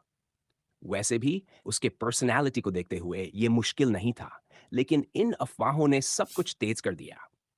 अब एरिक बस सही मौके का इंतजार कर रहा था, जब वह अपने फोन, कंप्यूटर और बाकी चीजों से कनेक्ट होकर उस पर जो भी गंदा डेटा था उसे रिलीज कर सके। लेकिन यह सब ही वह नहीं कर रहा था। पूरे हफ्ते एरिक ने खुद से कहीं ऊंचे रैंक्स वाले लोगों को चैलेंज किया ताकि अपनी पोजीशन बेहतर कर सके। नतीजा यह हुआ कि वह फेजेंट फील्ड में रैंक 943 तक पहुंच गया। ये रेड पैलेस पैलेस के इतिहास में सबसे तेज इनर रैंक असेंशन था। यहां तक कि मास्टर रुक को भी दोबारा एरिक को सीरियसली लेना पड़ा, जब उसने साबित कर दिया कि वह एक अच्छा फाइटर है। एरिक लगभग एम्बर और एंडरसन तक पहुंच गया था, जबकि वे दोनों इनर रैंकिंग को ज्यादा रिलैक्स्ड तरीके से क्लाइम कर रहे थे। एरिक का ये कारनामा उसकी स्टैट्स की वजह से मुमकिन हुआ, जो अब उसके दोस्तों से बेहतर थीं। स्किल के मामले में वह अब भी उनसे पीछे था। वे सच में मार्शल मॉन्स्टर्स थे, पर उसकी डेक्सटेरिटी उसे उनके मूव्स के साथ टिके रहने देती थी, और उसकी स्ट्रेंथ सही मौके पर उन्हें ओवरपावर करने के लिए काफी थी। बेशक ये सब तब तक था जब तक पावर्स इस्तेमाल न हो। अगर ऐसा होता तो साफ था कि सिर्फ शार्पनिंग पावर के दम पर एरिक के लिए लड़ाई आसान नहीं होती, क्योंकि इसे सच में असरदार बनने के लिए एक तेज और ताकतवर वॉरियर चाहिए होता है। हालांकि वे उसके टारगेट्स नहीं थे, लेकिन इस बीच नेथानियल रैंक 500 से बढ़कर 370 पर पहुंच चुका था। अगर एरिक अपने से लगभग 150 से 200 रैंक्स ऊपर के दो ओपोनेंट्स को हरा देता, तो वह उस मदरफकर को चैलेंज कर सकता था और जीतने पर उसकी पोजीशन छीन सकता था। इनर रैंक्स चढ़ना बिल्कुल आसान नहीं था। एरिक ई बार हारा भी था। इसके अलावा वह सिर्फ उन्हीं लोगों से लड़ सकता था जो उससे ज्यादा 200 रैंक्स ऊपर हों। उस एक हफ्ते में उसने कुल 14 लोगों से लड़ाई की थी, हर दिन 2 फाइट्स, ताकि वह अपने लक्ष्य तक पहुंच सके। हर फाइट आमतौर पर सिर्फ करीब 10 मिनट चलती थी, लेकिन अगर उसे अपना ट्रेनिंग टाइम ऑप्टिमाइज करना था, तो उसे बिना आराम किए लगातार लड़ना पड़ता था। इसके बाद फिर वही ट्रेनिंग, ट्रेनिंग और ट्रेनिंग। आज शनिवार था और एरिक अपनी सोर्ड टीचर मास्टर नीमिनन के साथ तलवार की ट्रेनिंग कर रहा था। वे बेसिक से आगे निकल चुके थे और अब वह उसमें बैटल इंस्टिंक्ट्स डालने की कोशिश कर रही थी। वह चाहती थी कि वह समझे कि कब स्ट्राइक करना है, किसी सिचुएशन में सबसे अच्छा अटैक कौन सा है, और ऐसे ही कई प्रैक्टिकल पहलू। मैं चाहती हूं कि तुम अपनी ब्लेड को अपने शरीर का ही एक हिस्सा समझो, महिला ने आंखें संकरी करते हुए कहा। तुम्हें उसकी लिमिट्स पता होनी चाहिए। उन्होंने अपनी वुडन स्वॉर्ड से एरिक के दाहिने कंधे पर वार किया। देखा, अगर यह असली हमला होता तो तुम अब यह आर्म इस्तेमाल नहीं कर पाते।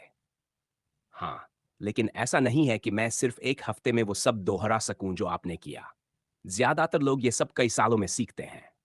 बोला, यह सच है। मुझे खुद भी बहुत समय लगा था। लेकिन तुम एक एडवांटेजेस पोजीशन में हो, क्योंकि इस वेपन के साथ तुम बहुत टैलेंटेड हो। दूसरे मास्टर्स ने तुम्हें मेरे पास असाइन करके सही फैसला लिया। इस वेपन के मामले में तुम नेचुरल बोर्न टैलेंट हो, मास्टर नीमिनन ने कहा। उसकी तारीफ सुनकर एरिक चौंक गया। उसने बात को विनम्रता से स्वीकार किया, लेकिन दिल से वह असहमत था। उसे टैलेंट पर भरोसा नहीं था, सिर्फ एफर्ट, पेशेंस और फोकस पर, और यही सब वह अपनी ट्रेनिंग में झोंक रहा था। तो आज तुम्हारा एक और मैच है ना? मास्टर नीमिनन ने पूछा। हाँ, जैक रिकेट्स नाम के एक गाय के साथ, एरिक ने कहा। बस उसे और एक ओपोनेंट को हराना था, और फिर वह नेथानियल को चैलेंज कर सकता था। मुझे डिसअपॉइंट मत करना, ठीक है? मैं कोशिश करूंगा, मास्टर। इसके बाद ट्रेनिंग जारी रही। खत्म होने पर एरिक ने अपनी बाकी क्लासेस अटेंड की, weight lifting, obstacle courses, hand to hand combat और कई दूसरी एक्टिविटीज। सब कुछ ठीक चल रहा था, लेकिन एरिक थोड़ा नर्वस था। अगर वह फेल हुआ तो चीजें काफी कॉम्प्लिकेटेड हो सकती थीं। इन सब के बीच एरिक का एक और गोल था, जो कम अहम नहीं था। अगर वह स्क्वायर रैंक तक पहुंच गया तो उसे एक ब्रेन स्टिमुलेटिंग सीरम मिल सकता था। वह यह सब मिलिट्री स्कूल शुरू होने से पहले करना चाहता था, क्योंकि इससे उसे एक बड़ा एडवांटेज मिलने वाला था। लेकिन यह आसान नहीं था। पेजेंट ग्रेड के हाईएस्ट इनर रैंक्स में ज्यादातर लोग RHO 3 लेवल के आसपास थे, लगभग एम्बर और एंडरसन के लेवल के। दिन की सारी क्लासेस खत्म करने के बाद एरिक ब्लू पैलेस की ओर निकल पड़ा, जहां फाइट होने वाली थी। इंस्टीट्यूशन की बसों में से एक लेकर वह जल्दी वहां पहुंच गया। अंदर कदम रखते ही उसके फोन पर एक नोटिफिकेशन आया। वर्सेस 143 वर्सेस जैक रिकेट्स, 790, 7वां फ्लोर, रूम 783। डेकर, लगता है वही हीलर है जिसके साथ मैंने अलिसा केयर से फाइट की थी। एरिक ने सोचा। उसने आसपास नजर दौड़ाई। जगह बिल्कुल पिछली बार जैसी ही थी। एक विशाल हॉल जिसे कई सेक्शंस में बांटा गया था। दीवारों के साथ बेंचेस थी और बीच बीच में सोफाज रखे हुए थे। एंट्रेंस पर वेंडिंग मशीन्स भी थी जहां तरह तरह का खाना और ड्रिंक्स मिलते थे। एरिक ने एक फ्रूट जूस और एक स्नैक खरीदा जो वह मैच के बाद खाने वाला था। आज वह सिर्फ इसी गाय से फाइट करने वाला था। जैक टफ था। स्टैट्स में वह उससे ज्यादा स्ट्रांग नहीं था, लेकिन उसकी टेक्निक बहुत अच्छी थी और यही असली समस्या थी। एरिक ने उसे पिछले कुछ दिनों में ट्रेन और फाइट करते देखा था, इसलिए वह जानता था कि सामने वाला कोई साधारण इंसान नहीं है। इसके अलावा उसे रेस्ट भी चाहिए था। उसका करंट ट्रेनिंग रेजिम बेहद कठोर और डिमांडिंग था। एरिक एलिवेटर की तरफ गया। 7वें फ्लोर पर पहुंचकर वह रूम 783 की ओर बढ़ा। अंदर घुसते ही जैक और हीलर हॉलैंड ने उसकी तरफ देखा। काफी देर लगा दी, हाँ? एरिक को देखते ही हीलर बोला। सॉरी, क्लासेस अभी अभी खत्म हुई थीं, एरिक ने जवाब दिया। जैक पहले से ही वहां था। वह काफी नर्वस लग रहा था। जब एरिक ने उसे चैलेंज किया था, तब से उसने अपने ओपोनेंट पर रिसर्च की थी और वह साफ तौर पर उससे डरा हुआ था। वह खुद RHO 1 रैंक था, लेकिन एरिक एक अवेकनर था और बेहद असामान्य रूप से स्ट्रांग। उसकी टेक्निक अभी भी एवरेज थी, लेकिन यह जानना कि उसने हाल ही में अवेकन किया है और मुश्किल से 2 महीने पहले ट्रेनिंग शुरू की है, ये बात ही उस पर भारी दबाव डाल रही थी। उसके सामने खड़ा यह लड़का टैलेंट के मामले में किसी मॉन्स्टर से कम नहीं था। फिर भी अपनी एबिलिटीज पर उसे इतना भरोसा था कि वह जीत की उम्मीद कर सके। ठीक है, रूल्स तुम्हें पता है, फिर भी दोहरा देता हूं, हीलर ने कहा। नो डेडली मूव्स अलाउड हैं। पावर्स और वेपन्स इस्तेमाल कर सकते हो। चाहो तो स्पेसिफिक रूल्स भी सेट कर सकते हो, जैसे सिर्फ मार्शल आर्ट्स या सिर्फ वेपन्स। अगर गिव अप करना हो तो जोर से सरेंडर चिल्लाना या जमीन पर 5 बार टैप करना। सब तैयार होने के बाद एरिक ने अपने ओपोनेंट की ओर देखा। वह सच में लंबा और मस्कुलर था, उससे 1 साल बड़ा। काले बाल, भूरी आंखें, रेड पैलेस की यूजुअल यूनिफॉर्म और काफी इंटिमिडेटिंग प्रेजेंस। उसके हाथों में यूनिफॉर्म जैसे डिजाइन वाले सफेद ग्लव्स थे। कमर पर एक कटाना म्यान में बंधी हुई थी। Alright, let's get this show started. ऊपर लगे स्पीकर से आवाज आई जब हीलर यूजुअल रूम में चला गया। बिगिन। मैच शुरू होने से ठीक पहले एरिक ने जैक का स्टेटस एनालाइज किया। वह RH2 था और सच कहें तो उसकी स्टैट्स काफी एवरेज थी। फिर भी एरिक ने उसे कम आंकने की कोई गलती नहीं की और पूरी ताकत जोक देने का फैसला किया। Name crystal power, sword conjuring common, race human. Physical characteristics, उसके सिर पर हल्के बॉल्डिंग के साइंस थे, लेकिन बाकी बाल छोड़े, थोड़े लहराते हुए और गहरे काले रंग के थे। पतली आईब्राउज, मोटे होंठ, बड़े कान और भूरी आंखें। लंबाई लगभग 180 सेंटीमीटर, बहुत मस्कुलर। अनुमानित वजन 95 किलोग्राम। पर्सनैलिटी एंड ट्रेट्स, उसकी पर्सनैलिटी के बारे में कोई जानकारी उपलब्ध नहीं। होस्ट से इंटिमिडेटेड लगता है। Power level 56, approximate strength 19, approximate intelligence 10, approximate dexterity 16, approximate energy 223। Eric का ओपोनेंट नथानियल के मुकाबले काफी कमजोर था, लेकिन रेड पैलेस के ज्यादातर लोगों के लेवल के आसपास ही था, क्योंकि उसका पावर फेयरबिट स्केल पर C रैंक्ड था। यह उसकी एनर्जी से भी साफ छलकता था, जो काफी ज्यादा थी। लेकिन बाकी स्टैट्स में वह एरिक से पीछे था। एरिक के पास ज्यादा डेक्सटेरिटी, स्ट्रेंथ और इंटेलिजेंस थी। सब कुछ तब बदल गया जब एरिक की यह आखिरी स्टैट बढ़ी। अब वह चीजें आसानी से याद रख सकता था, ओपोनेंट से काफी आगे तक सोच सकता था और उन पहलुओं पर भी ध्यान दे सकता था जिनके बारे में वह पहले कभी सोचता ही नहीं था। मैच शुरू होते ही एरिक ने अपनी तलवार म्यान से निकाली और सीधे जैक की ओर दौड़ पड़ा। अब वह दूसरे लोगों के खिलाफ इस वेपन का इस्तेमाल करने में काफी प्रोफिशिएंट हो चुका था और यही कॉन्फिडेंस उसे आगे बढ़ा रहा था। पिछले हफ्ते में वह ये कई बार कर चुका था और मास्टर नीमिनेन की वजह से सोर्ड्स और सोर्ड फाइटिंग के बारे में बहुत कुछ सीख चुका था। एरिक ने प्रिसिजन और पावर के साथ वार किया, लेकिन साफ था कि यह लड़ाई आसान नहीं होने वाली थी। जैक एक स्किल्ड स्वॉर्ड फाइटर था। उसने अपनी तलवार को एक खास पोजीशन में रखा और एरिक के वार को आसानी से रोक दिया। उसकी ब्लेड को कंट्रोल करते हुए उसे एक ऑकवर्ड स्टैंस लेने पर मजबूर कर दिया ताकि वह अगला अटैक न कर सके। फिर भी एरिक भी कोई पुशओवर नहीं था। उसने तुरंत अपना ग्रिप और स्टैंस बदला ताकि खुद को बेहतर तरीके से डिफेंड कर सके। जैसे ही उसने देखा कि तलवार दोबारा उस पर आने वाली है, वह तुरंत पीछे कूदा और जैक से डिस्टेंस बना ली। इससे यह साफ हो गया कि एरिक सिर्फ एक एमेच्योर स्वॉर्ड्समैन नहीं था, वह खुद को सुरक्षित रखने के लिए तेज और सही फैसले लेने को भी तैयार था। उसका जजमेंट बिल्कुल सही था, क्योंकि जैक ने अपनी तलवार को एक अजीब और अननेचुरल एंगल में घुमाया और उसी जगह पर हवा में वार कर दिया जहां एरिक कुछ सेकंड पहले खड़ा था। स्वूश हालांकि जैक कॉन्फिडेंट था, लेकिन एरिक की पिछली फाइट्स देखकर वह अंदर से इंटिमिडेटेड महसूस कर रहा था। अवेकनर बेहद तेज था और उसके हमले भारी लगते थे। फिर भी उसे अपनी स्वॉर्ड एबिलिटी पर भरोसा था। अगर वह एरिक से एक गलती करवा सका, तो वही उसके लिए अपर हैंड लेने के लिए काफी होता। स्वॉर्ड कंजरर ने एरिक का पीछा किया और फिर से हमला किया। इस बार वह हवा में उछला, खुद के चारों ओर घूमते हुए पूरी ताकत से वार किया। एरिक ने अपनी फ्लाइसर से पैरी किया और दोनों हथियारों के टकराते ही चिंगारियां निकल पड़ी। जैक ने एरिक को पीछे धकेलने की कोशिश की, लेकिन नाकाम रहा। एरिक उससे ज्यादा ताकतवर था। उसी पल जैक समझ गया कि अगर वह सिर्फ sheer स्ट्रेंथ के दम पर लड़ने की कोशिश करेगा तो हार तय है। टेक्निक ही एकमात्र चीज थी जो उसे बचा सकती थी। उसने एक बेहद एक्रोबैटिक स्वॉर्ड स्टाइल अपनाई। कूदना, घूमना, फेंट्स करना, अलग अलग एंगल से हमला करना। उसे पता था कि उसकी स्वॉर्ड स्टाइल की एराटिक मूवमेंट्स कम से कम एरिक को कंफ्यूज कर देंगी और शायद उसे इक्का दुक्का हिट्स मिल जाएं। लेकिन एरिक की हायर डेक्सटेरिटी की वजह से वह जैक के हर अटैक को आसानी से ट्रैक कर पा रहा था। इन ऑफेंसिव मैन्यूवर्स के जवाब में अवेकनर हर स्लैश को ब्लॉक कर रहा था। फर्क नहीं पड़ता था कि जैक कितनी जोर से हमला करता, एरिक किसी न किसी तरह से हिट होने से बच ही जाता, चाहे फेरी करके, डिफ्लेक्ट करके या फिर डॉज और इवेड करके। जैसे जैसे ये चलता गया, जैक की फ्रस्ट्रेशन बढ़ती गई। तुम अच्छे हो, एरिक ने कहा, लेकिन मेरे खिलाफ तुम्हारा कोई चांस नहीं है। एरिक पूरी तरह फोकस था। पिछले हफ्ते जंगल में जो हुआ था, वह उसके लिए एक बड़ा अलार्म बेल था। अगर उसे सच में इंप्रूव करना था, तो उसे बदलना ही था। अब कोई पिटी नहीं थी, कोई मर्सी नहीं। उसका गोल साफ था, ओपोनेंट को हराना और उसका रैंक लेना, ताकि आने वाले दिनों में वह नथानियल को चैलेंज कर सके। हम देखेंगे, जैक ने जवाब दिया। उसकी नजरें एरिक पर जमी थीं, उसकी डिफेंस में ओपनिंग ढूंढने की कोशिश में। उसकी ट्रेन्ड आंखों को कुछ ओपनिंग्स दिखी भी, लेकिन जैसे ही वह अटैक करता, अवेकनर पैरी, ब्लॉक या डिफ्लेक्ट कर देता।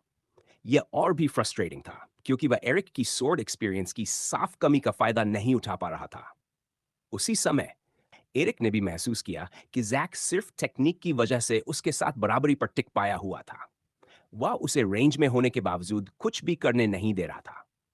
टेक्निक और स्ट्रेंथ का फर्क इस फाइट में साफ दिख रहा था। जैक टेक्निक से मैदान बराबर कर रहा था। यह सब एरिक को याद दिला रहा था कि उसे कितनी सख्त ट्रेनिंग की जरूरत है। फाइट कम से कम 10 मिनट तक चली और ऐसा लग रहा था जैसे यह कभी खत्म ही नहीं होगी। दोनों के बीच एक स्टेलमेट बन चुका था। लेकिन एरिक को यह एहसास नहीं था कि उसके ओपोनेंट के दिमाग में क्या चल रहा है। जैक थकने लगा था। फाइट शुरू हुए कम से कम 20 मिनट हो चुके थे और उसे आराम करने का कोई मौका नहीं मिला था। यही एरिक के अप्रोच की असली ताकत थी। उसकी स्टैमिना उसे ये एडवांटेज देती थी कि वह ओपोनेंट्स को धीरे धीरे एग्जॉस्ट करके जीत सकता था। इसके अलावा एरिक के स्लैशेस बहुत हैवी थे और जैक को उन्हें रोकने में काफी दिक्कत हो रही थी। कुछ देर बाद रिलेंटलेस एक्स का असर दिखने लगा और जैक का फुटिंग बिगड़ने लगा। जैसे ही जैक की थकान साफ होने लगी और एरिक के अटैक्स को फॉलो करने की उसकी क्षमता घटने लगी, एरिक ने सब समझ लिया। तुम इसे ज्यादा देर तक नहीं चला पाओगे, एरिक ने कहा। सरेंडर कर दोगे ताकि हम टाइम बर्बाद करना बंद कर सकें? कोई चांस नहीं, जैक गुस्से से बोला। एरिक का एरोगेंट बिहेवियर और यह सच्चाई कि वह उससे कई मामलों में इंफीरियर होते हुए भी जीत रहा था, यह सब उसे चुभ रहा था। वह दिन में घंटों ट्रेनिंग करता था, अपनी स्वॉर्ड टेक्निक्स को रिफाइन करता था। अपने रैंक के भीतर एक 100 पोजीशंस के दायरे में वह किसी को भी हरा सकता था। लेकिन अब उसे कई पोजीशंस नीचे का ये गाय सिर्फ अपने चीट स्टैट्स की वजह से उसे हरा रहा था। अवेकनर होना वाकई कुछ और ही था। फिर भी जैक जानता था कि एरिक सही कह रहा है। उसकी स्टैमिना खत्म हो रही थी और वह अपने ओपोनेंट के साथ कदम नहीं मिला पा रहा था। कोई बड़ा एडवांटेज भी नहीं बन पा रहा था। एरिक ने तय कर लिया कि अब बहुत हो चुका है। जैक काफी थक चुका था और अब मैच खत्म करने का वक्त था। उसकी फ्लाइसा एक बेहद तेज और धारदार तलवार थी। हर स्विंग पर एक सिसकारी जैसी आवाज निकलती थी। साथ ही वह काफी स्टर्डी थी और उस वेट को झेल सकती थी जो एरिक अपने मूव्स में डालने वाला था। उसने ओपनिंग्स ढूंढने की कोशिश नहीं की। खासकर बेहतर ट्रेन्ड लोगों के खिलाफ लड़ते समय वह अब भी ज्यादा ओपनिंग्स नहीं देख पाता था। इसलिए उसने अपनी ओवरवेलमिंग स्ट्रेंथ का पूरा इस्तेमाल करने का फैसला किया। उसने तलवार घुमाई। जैक ने पैरी किया। एरिक ने बस स्विंग में और वेट डाल दिया। जैक लड़खड़ाता हुआ पीछे हटा, ब्लो की sheer फोर्स को मुश्किल से संभाल पाया। एरिक ने वही मूव दोहराया, फिर से ज्यादा वेट डालते हुए।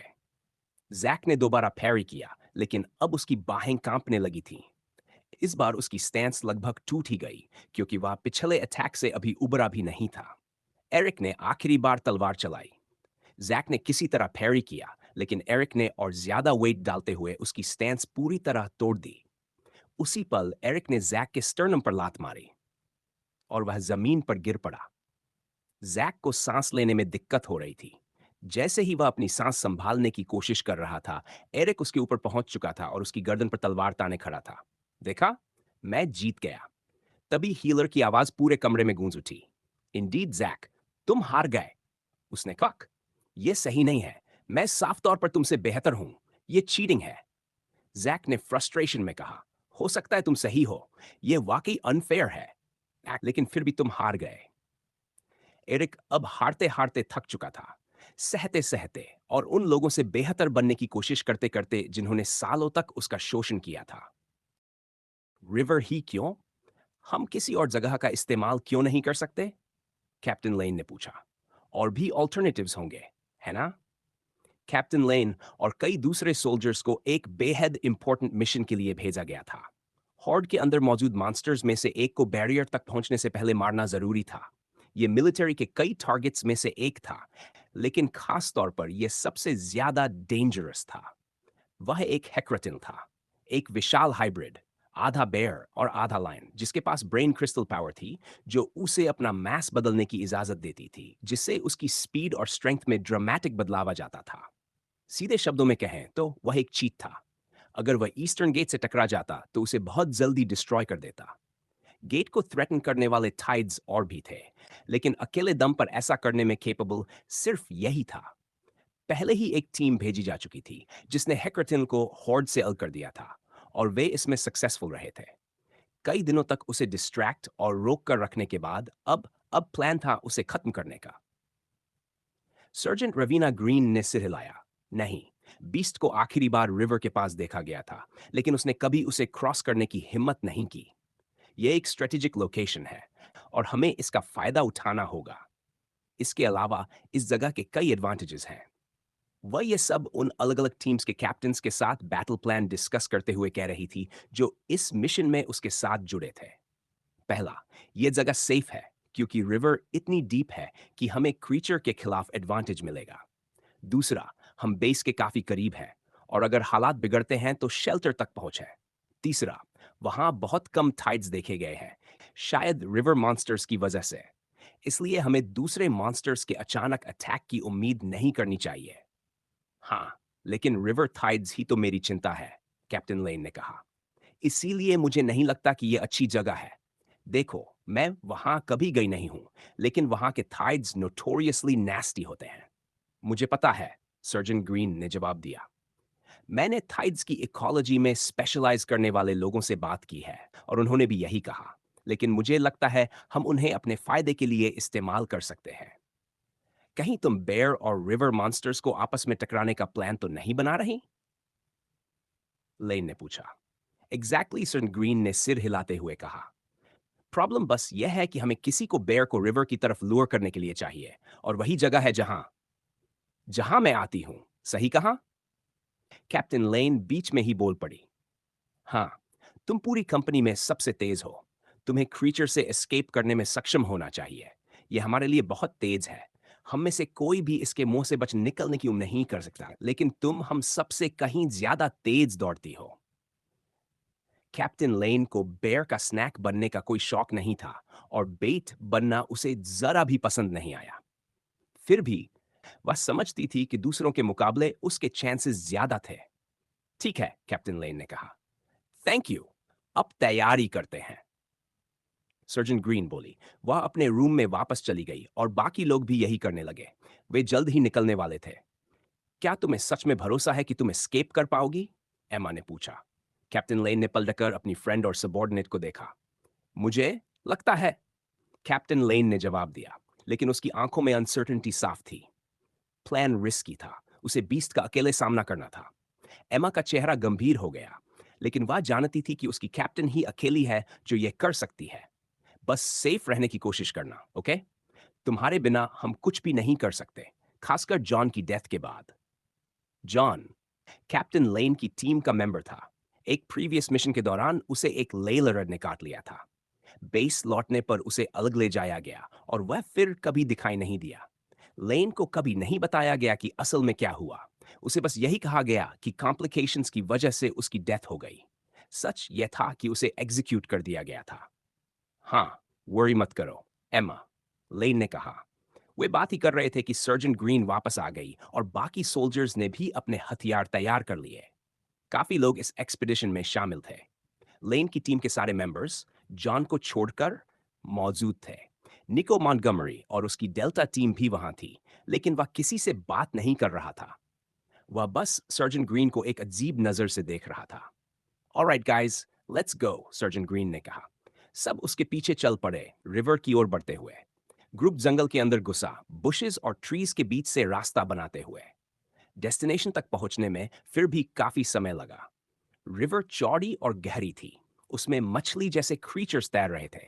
पानी साफ था, लेकिन नीचे एल्गी उगी हुई थी, जिससे पूरा इलाका हरे रंग की हल्की परत में डूबा लग रहा था। रिवर के बीच में जमीन की एक पतली सी स्ट्रिप थी, जो रॉक्स और स्टोन से गिरी हुई थी और करंट के खिलाफ एक दीवार जैसी बन रही थी। दोनों किनारों को जोड़ने वाला कोई ब्रिज नहीं था। बोट्स के बिना लोग क्रॉस नहीं कर सकते थे। आर्मी ने इस ऑपरेशन के लिए एक बोट तैयार की थी और कंपनी ने उसी से रिवर क्रॉस की। जैसे ही वे पहुंचे, सर्जेंट ग्रीन ने पानी की तरफ इशारा किया। याद रखना, पानी से दूर रहना, उसने कहा। सोल्जर्स ने सहमति में सिर हिलाया, खासकर जब उन्होंने कुछ भयानक दिखने वाली मछलियों को पानी से छलांग लगाते देखा। वे एंगलर फिश जैसी लग रही थी, लेकिन देखने में कहीं ज्यादा डरावनी थी। इस तरह की थाइड का मुंह लंबा होता था, जिसमें नुकीले दांत भरे होते थे। उसका शरीर बहुत फ्लैट फ्लैट था और उसमें 4 पेयर्स ऑफ फिन्स थे, जो लगभग 6 सेंटीमीटर्स की दूरी पर लगे थे। पहला पेयर बाकी से बड़ा था। ये फिन्स उसे पानी में बेहद तेजी से मूव करने में मदद करते थे। क्रीचर पानी के अंदर फास्ट और एजाइल था, लेकिन बाहर निकलते ही बेबस हो जाता था। इसकी सबसे खास बात थी विक्टिम्स को रिवर की तरफ लूर करने की एबिलिटी। वे पानी से बाहर छलांग लगाकर प्रे को पकड़ते और एलिगेटर्स की तरह उसे अंदर खींच ले जाते। एक बार प्रे पानी में पहुंच गया, तो ये थाइड्स पिरानस की तरह झुंड में उसे काटने लगते और साथ ही अपने ब्रेन क्रिस्टल पावर्स की मदद से टॉक्सिक लिक्विड्स पानी में छोड़ते। इन गैसेस के संपर्क में आते ही विक्टिम कुछ ही मिनट्स में मर जाता। निको, स्काउट से क्या न्यूज है? सर्जन ग्रीन ने पूछा। बेयर यहां है, लेकिन धीरे धीरे मूव कर रहा है। स्काउट्स के मुताबिक उसने अभी कुछ छोटे एनिमल्स खाए हैं और हंग्री नहीं है। ये प्रॉब्लम है, सर्जन ग्रीन ने कहा। फिर उसने कैप्टन लेन की ओर देखा। अब तुम्हारी बारी है। बीस्ट को यहां लाओ, बाकी हम संभाल लेंगे। ठीक है। एमा अपनी कैप्टन के पास आई। उसकी आंखों में चिंता थी। Good luck captain. Thank you. मुझे इसकी जरूरत पड़ेगी, कैप्टन लेन ने कहा। वह आगे बढ़ गई। चेहरे पर थकान और बोझ साफ था, लेकिन ऑर्डर्स ऑर्डर्स होते हैं। डायलन और लैरी, उसकी टीम के बाकी 2 मेंबर्स, उसके पास आए। खुद को खाने मत देना, डिलन ने कहा। हाँ, वो बड़ी शर्म की बात होगी, लैरी बोला। हाँ, चिंता मत करो, कैप्टन टफ कुकी हूं। हमें पानी से दूर जाना चाहिए, सर्जेंट ग्रीन ने ऐलान किया। सब उठ खड़े हुए और फिर से चल पड़े, रिवर को पीछे छोड़ते हुए। सब रुक गए सिवाय कैप्टन लेन के। वह अकेली बेयर की ओर बढ़ रही थी। रिवर के साथ साथ लगभग आधे घंटे चलने के बाद उसने बोट से उसे क्रॉस किया। थोड़ी देर चलने के बाद वह एक क्लियरिंग में पहुंची जहां काफी ट्रीज और ग्रास थे। वह सर्जन ग्रीन और बाकी लोगों की लोकेशन के काफी करीब थी, बस रिवर के ऑपोजिट साइड पर। दूसरी तरफ से सर्जन ग्रीन उसे गंभीर नजर से देख रही थी। यह मिशन लगभग पूरी तरह लेन के कंधों पर टिका था। ऑर्डर्स के मुताबिक बीस्ट की ओर बढ़ने से पहले लेन ने इंतजार किया। थोड़ी देर बाद स्काउट से कॉल आई। वे उसकी पोजीशन की ओर तेजी से बढ़ रहे थे। जैसे ही वे पहुंचे, उन्होंने सिचुएशन एक्सप्लेन करना शुरू किया। कैप्टन ने समय बर्बाद नहीं किया। बीस्ट मिला? उसने पूछा। हाँ, हमारे पीछे आओ, दोनों स्काउट्स ने कहा। 10 मिनट्स की वॉक के बाद वे बीस्ट तक पहुंच गए। बेयर एक ओक ट्री के नीचे लेटा हुआ था। उसने कई मॉन्स्टर्स खा रखे थे और उसका पेट भरा हुआ था। वह बेहद विशाल और डरावना दिख रहा था। सिर्फ देखने से ही उसकी स्ट्रेंथ का अंदाजा लग रहा था। उसकी अपीयरेंस बहुत ज्यादा वियर्ड नहीं थी। वह बस एक जायंट बेयर था, लेकिन उसकी मोटी गर्दन के चारों ओर एक लायन जैसी मेन साफ दिख रही थी। तो इस बीस्ट के पास size changing brain crystal power है, लेन ने सोचा। यह प्रॉब्लम बन सकता है। उसने दोनों स्काउट्स की तरफ देखा। ओके, पीछे हटो, उसने फुसफुसाकर कहा। स्काउट्स पीछे हट गए और एक ट्री के पास रुक गए। कैप्टन लेन आगे बढ़ी और अपनी तलवार समन की। मैं सच में पागल हूं, उसने मन में सोचा। उसने एक जोरदार वॉर क्राई छोड़ा, बीस्ट का ध्यान खींचने के लिए और शायद खुद में इतनी हिम्मत जुटाने के लिए कि यह पागलपन कर सके। हेक्रेटिल ने दहाड़ मारी जैसे ही उसने अपने पास उस छोटी सी ह्यूमन को देखा। कम गेट मी, कैप्टन लेन ने मॉकिंगली चिल्लाया, जैसे बीस्ट उसे समझ सकता हो। सच ये था कि वह अंदर से बुरी तरह डर रही थी। मॉन्स्टर उठा और सीधे उसकी ओर चार्ज किया। कैप्टन लेन ने तुरंत भागना शुरू कर दिया। भागते हुए उसने पीछे मुड़कर देखा। उसके पीछे मसल्स का पहाड़ और एक विशाल जबड़ा उसकी ओर बढ़ता चला आ रहा था। वह डरावना था। बीस्ट उसे जंगल के अंदर तक चेस करता रहा। लेन ट्रीज के बीच से भागती रही, वाइन्स और ऑब्स्टिकल्स से बचती हुई। पीछे से मॉन्स्टर की दहाड़ और गर्जना गूंज रही थी। हर कदम के साथ वह और करीब आता जा रहा था। कैप्टन लेन दौड़ती रही, ब्रांचेस और बुशेस से बचती हुई, रॉक्स के ऊपर से कूदती हुई, गिरे हुए ट्रीज को पार करती हुई। बस गिरने से बचना ही उसका मकसद था। और तभी क्रीचर अचानक रुक गया और यह एक बहुत बड़ी प्रॉब्लम थी।